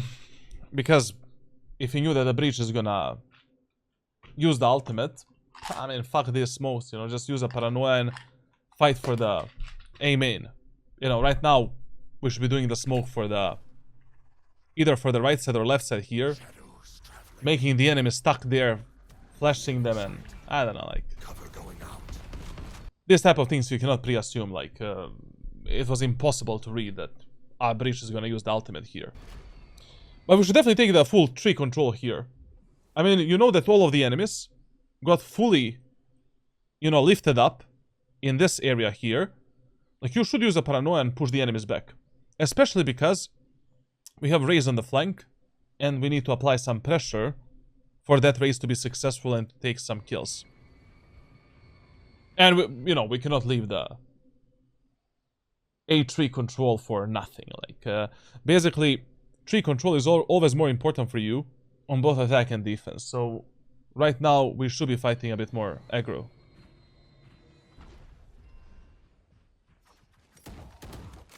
Thorns are alive. No more thorns. Enemy spotted A. Wall tripped.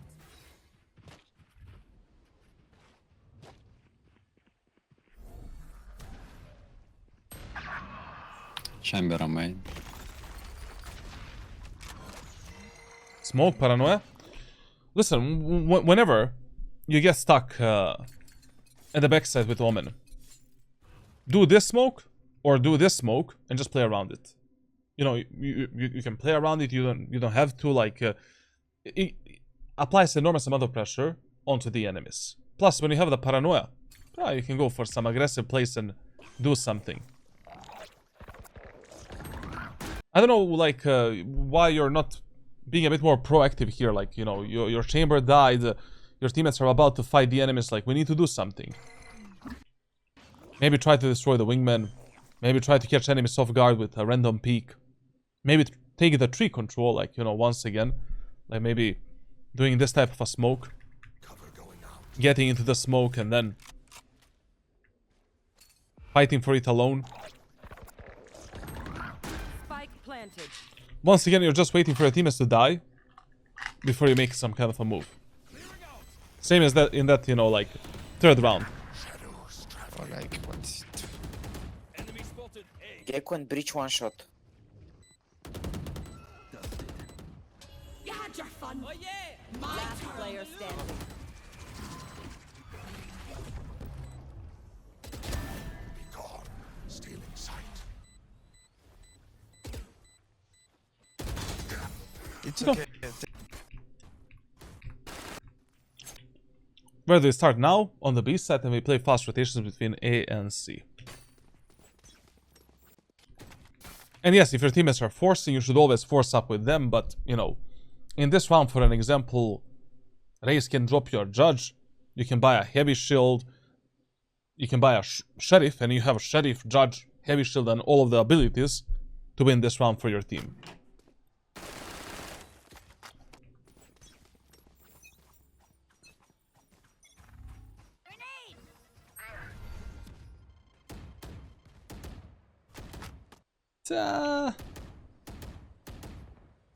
You know, like, for an example here, my spidey senses would be tingling a bit, because enemies never did a fast smoke, this fast of a smoke, for the A main area of the map when they were taking A main. So this might be some kind of a, you know, I mean, soft fake. See? Anyways, you know, like, your chamber is fully covering the A main area of the map. We should be rotating right now. Yep, it's a soft fake. He's dead. See you later, Mr. Chamber.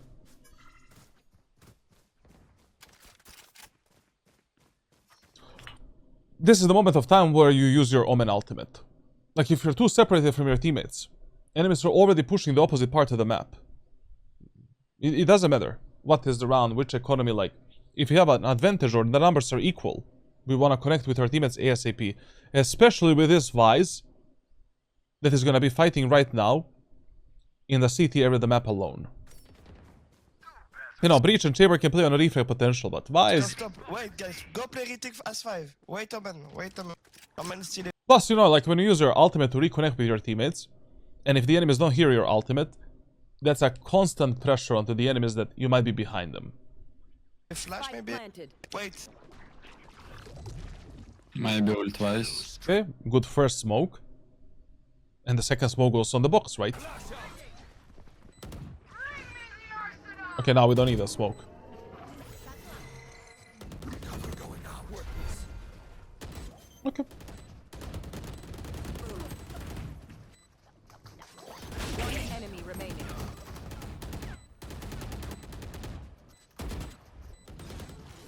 Okay. The retake could have been a bit cleaner, you know, like...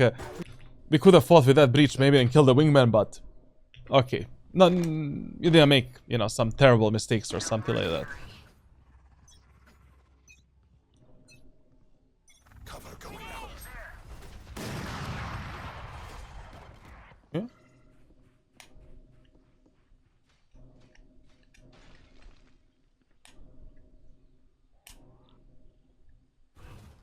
It's A. Shadows traveling. I really love this in your gameplay a lot. Like, I love that you have a feeling for when to re-smoke, or at least you're observing the timing of your smokes. It's A. And yeah, like this is the round, especially with the ultimate. This is the round where you can gamble a bit more. Like, you can stay in the same area of the map and wait to see what's gonna happen. And especially because, you know, we have the full beam and control and the chamber push the whole C main area of the map. Reyna main. But to be honest, like, you know, playing on this position while your raise is taking this type of a fight, you should get down. You need to get down and reposition.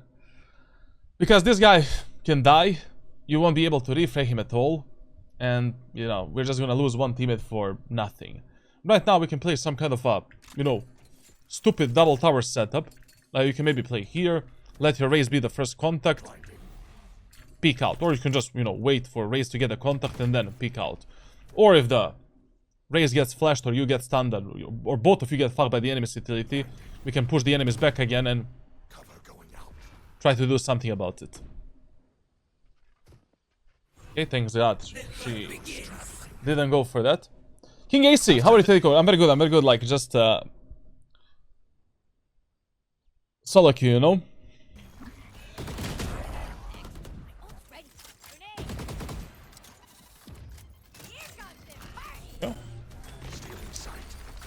Holy shit, that, you know, paranoia in such a claustrophobic area of the map, where you can destroy your teammate with the ultimate. Maybe not the best idea ever, to be honest. I cannot see, bro. You blind me.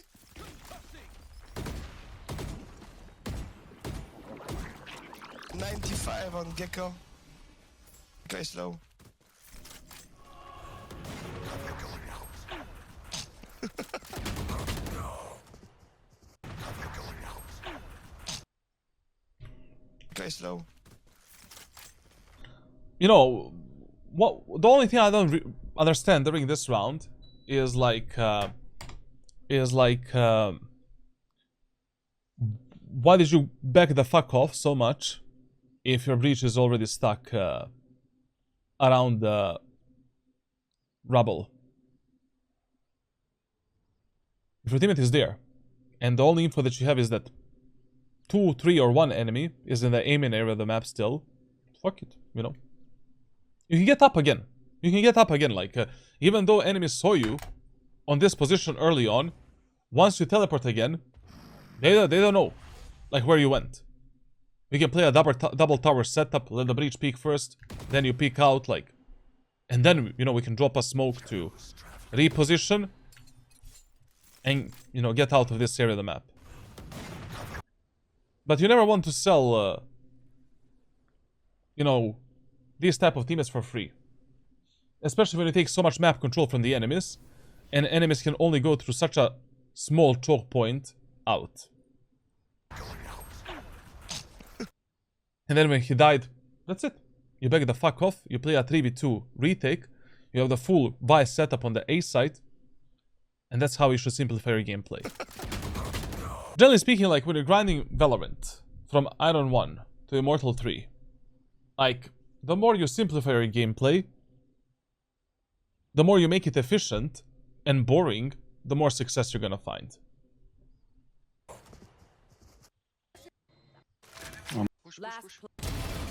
Oh, they actually won this. Good job at them. Okay, my man. My friendo. Listen. I need to watch this VOD review one more time because I completely forgot what I saw on the attacker side and what I said during the tracker review. But just based on some of the initial notes that I have taken, and based on the defender side, I'm gonna share with you probably some kind of a training and some private coaching videos that are gonna help you with these problems. Like, even though you won on the attacker side 9-3, like you have a lot of problems with spacing and team play and just hitting the right timings to position yourself better based on what your allies are doing. As every single other player that I, you know, whenever I do this type of live VOD reviews, like players always get some kind of a training that is pre-made. Like I obviously for this, you know, based on one VOD, I cannot make you something fully customized. And also you're gonna get some kind of an aim training as well that you can use for the next 2 to 3 months. But overall, like, you know, we said that we need to discuss when it comes to your main agent. Just a moment. I need to see his tracker again because I completely forgot.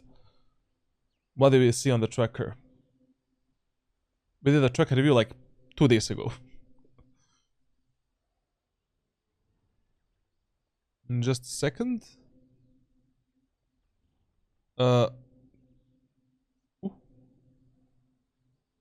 Tier 3 VOD reviews, chops, trackeroni, baberoni. Goes like this. Ah, yeah, you're this guy. You're this guy. But yeah, you know, agent is not a problem. Like, agent is not a problem. Like, I feel that you're using your utility with Omen quite well. Quite well.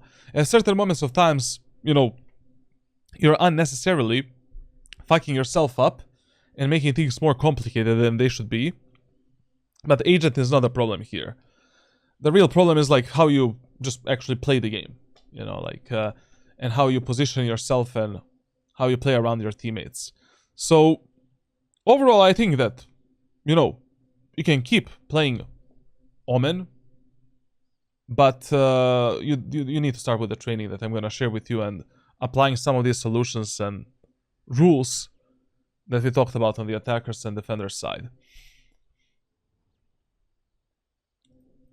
But keep in mind, listen, if you do this training that I'm going to share with you, you apply everything that I'm going to share with you, and the things are still not working out in the next 2 months, that is a moment of time where, you know, maybe we should just completely drop the Omen and try a completely different playstyle.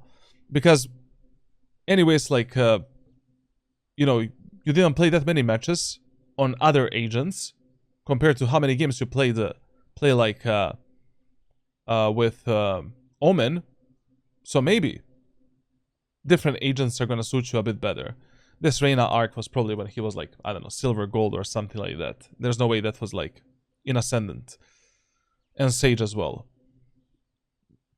Is that true? Yeah, like basically, you know, when he started playing the game, he was Reyna, Sky, Sage, and then he went on to the Omen arc when he became a Hearthstone Ascendant player.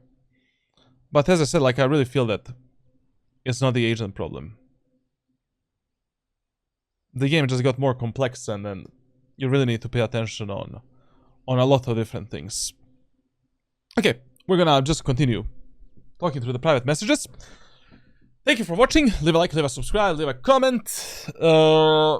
If you want to get a coach, join the Discord server for coaching and stuff like that. And I'll see you in the next one, I guess.